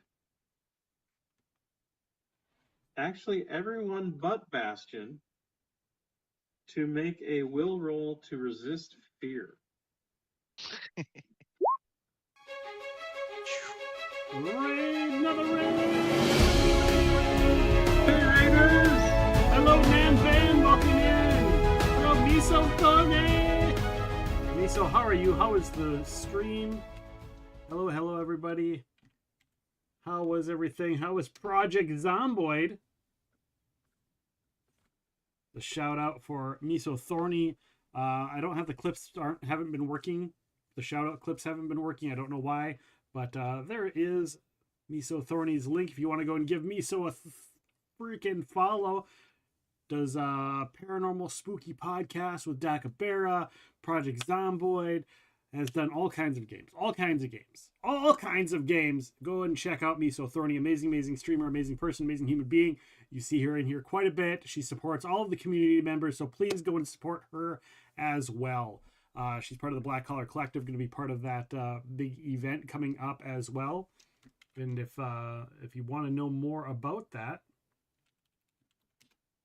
right here we've got the Black Collar Collective link for the GLSEN event going on that they're doing, so you can help out them at the Tiltify right there. So thank you guys. Welcome on in. Thank you for coming in. Hello everyone. Hello Namvan. Hello Miso. Thank you so much. How was Project Zomboid? Did you have fun? Did you survive? Did you all turn into zombies? That is the questions. We are currently playing Dragon Bane with our amazing GM Bryan is running this new tabletop RPG for us. We are currently in combat. We've slaughtered a bunch of really evil goblins, and there is a warg that just alerted everyone that something is going on.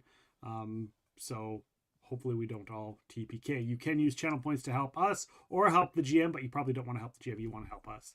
So you can use channel points to affect the game. So thank you guys so much for being here. Thank you. Welcome on in. We'll be doing Once Human tomorrow, and then we'll be doing some either Once Human or Cyberpunk on Friday as well. And Mondays is tabletop, or Mondays is talk show night, and Wednesday is tabletop RPG. So welcome on in, everybody. Thank you for being here. We didn't have a great time. You danced and slayed zombies and ate some stale food, because that's what you do when you're fighting zombies in a zombie world, is you eat stale food. At least it wasn't moldy. At least it All wasn't hail moldy. the immortal Twinkie. I'm eating stale snacks.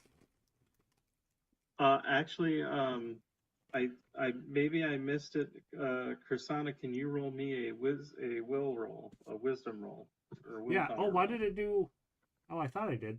Oh, we got raided while I was doing it. I think we Okay. got raided in the middle, so I gotta find my will. it's your just one of your your tribute. 6 stats. If you just click Yeah. on will, it should roll it.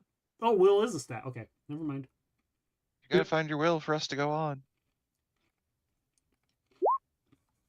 Boom! Shakalaka. Woo! Nice. Okay. So this thing howls. You hear, Sebastian, you hear a howl that does not sound like any normal wolf. It is deep bellied, like a deep growl to a high howl. I don't know how else to describe it. Like a warg. Like a warg. For a moment, Makander and Kursana feel a little chill go down their spine, but then you kind of look back to the completely slaughtered and chopped up goblin warriors that are laying spattered on the ground next to you. You're like, yeah, we got this. But that does bring to attention everybody else in the temple. No. So here's what I'm thinking, and you guys let me know what you want to do. It's 9:56. Honestly, we're at the end of the round. This is about as good as time to call it, I think, and then start fresh with the next round of combat. I think so too. Okay. Unless you guys want to dive in, but I think this is a good cliffhanger right now. Mm-hmm. I'd agree. I would agree. Sounds good. All right, so we'll do that. I'll just do a little closer thing here, and then I'll leave it to you there, Nick. Just to let people know, as far as if you're interested in the game, because we're trying out kind of a brand new system, brand new to the majority of us here. Again, Dragon Bane, it's free. League Publishing distributes it. It is a Swedish role-playing game that of fantasy and mirth and mayhem, as it says, and it's a lot of fun. And that's all I got. Okay, awesome. All right, guys. I want to thank Matt and Kit for joining us. I also want to thank Bryan for running this game. Like I said earlier, a lot of our tabletop RPGs are on a little hiatus till one of our friends gets better. So with that being said, we're going to, we're going to play it by ear here on Wednesdays. Normally it's tabletop role playing. So next week I'll probably be doing some, do some character building, and those characters actually are going to be for a community RPG that is going to be run on stream that you, the viewers, are going to be able to get a chance to play should you be so interested.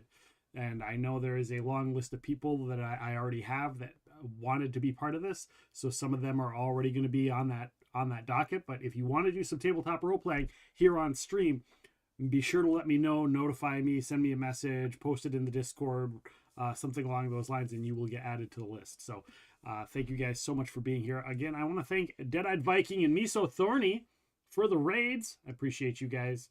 Lots of love and hearts. Make sure to go and check out Dead-Eyed Viking. Make sure to go and check out Miso Thorny. They're amazing, amazing community members. They do some amazing things. And we just have a lot of fun chatting with them, hanging out in their streams, and everything they do is super, super awesome. And you can help meet new people, meet new community members, meet other streamers, and that's the way to do it. So thank you again so much to them for coming in with the raid.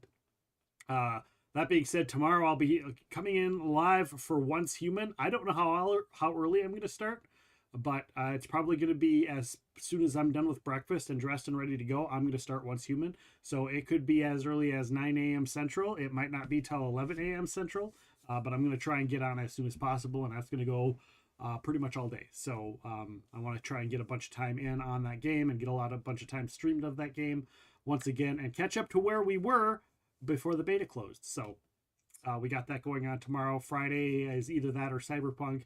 And then the weekend is here. Also on Friday, I want to mention that I'm going to be on Classic Sam's stream. I am joining her for her podcast. She's invited me to be a guest on their show. And she's invited, people from Viva La Dirt League, other GMs, game masters, artists, authors, all that kind of stuff. She does very much a similar show to what I do on Mondays.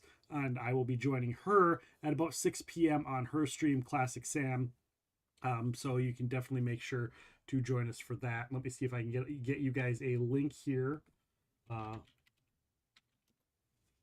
me find it here. Classic Sam. There it is.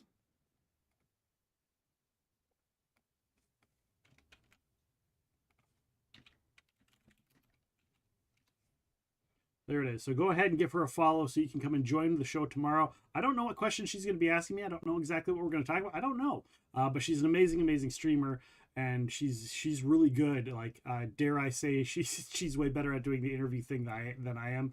She's a lot of fun. She's super cool. So go ahead and give Classic Sam a follow, and you can join us there on Friday at about 6. I think it's 6 p.m. Central Time. So definitely appreciate you guys for doing that and coming and visit us there and showing the love and support. And with that being said, we're going to raid on out. Speaking of other role players, other people of the role play variety, we're going to raid on over to I think their topic says Quest fundraiser, but I'm not quite sure exactly what the fundraiser is, so we're going to go and check it out. The one and only Dead Aussie Gamer. He's an amazing GM. He won an award for being the best Pathfinder streamer. Pathfinder from Paizo, I think it was, that awarded him that. So he was the best of 2023 for the Gamer Award. So come and join us for the Dead Aussie Gamer, and use my raid emotes, your raid emotes, anybody's raid emotes. Thank you for being here so much. I appreciate you all, and we will see you tomorrow for some Once Human. Have a great one. Take care and good night.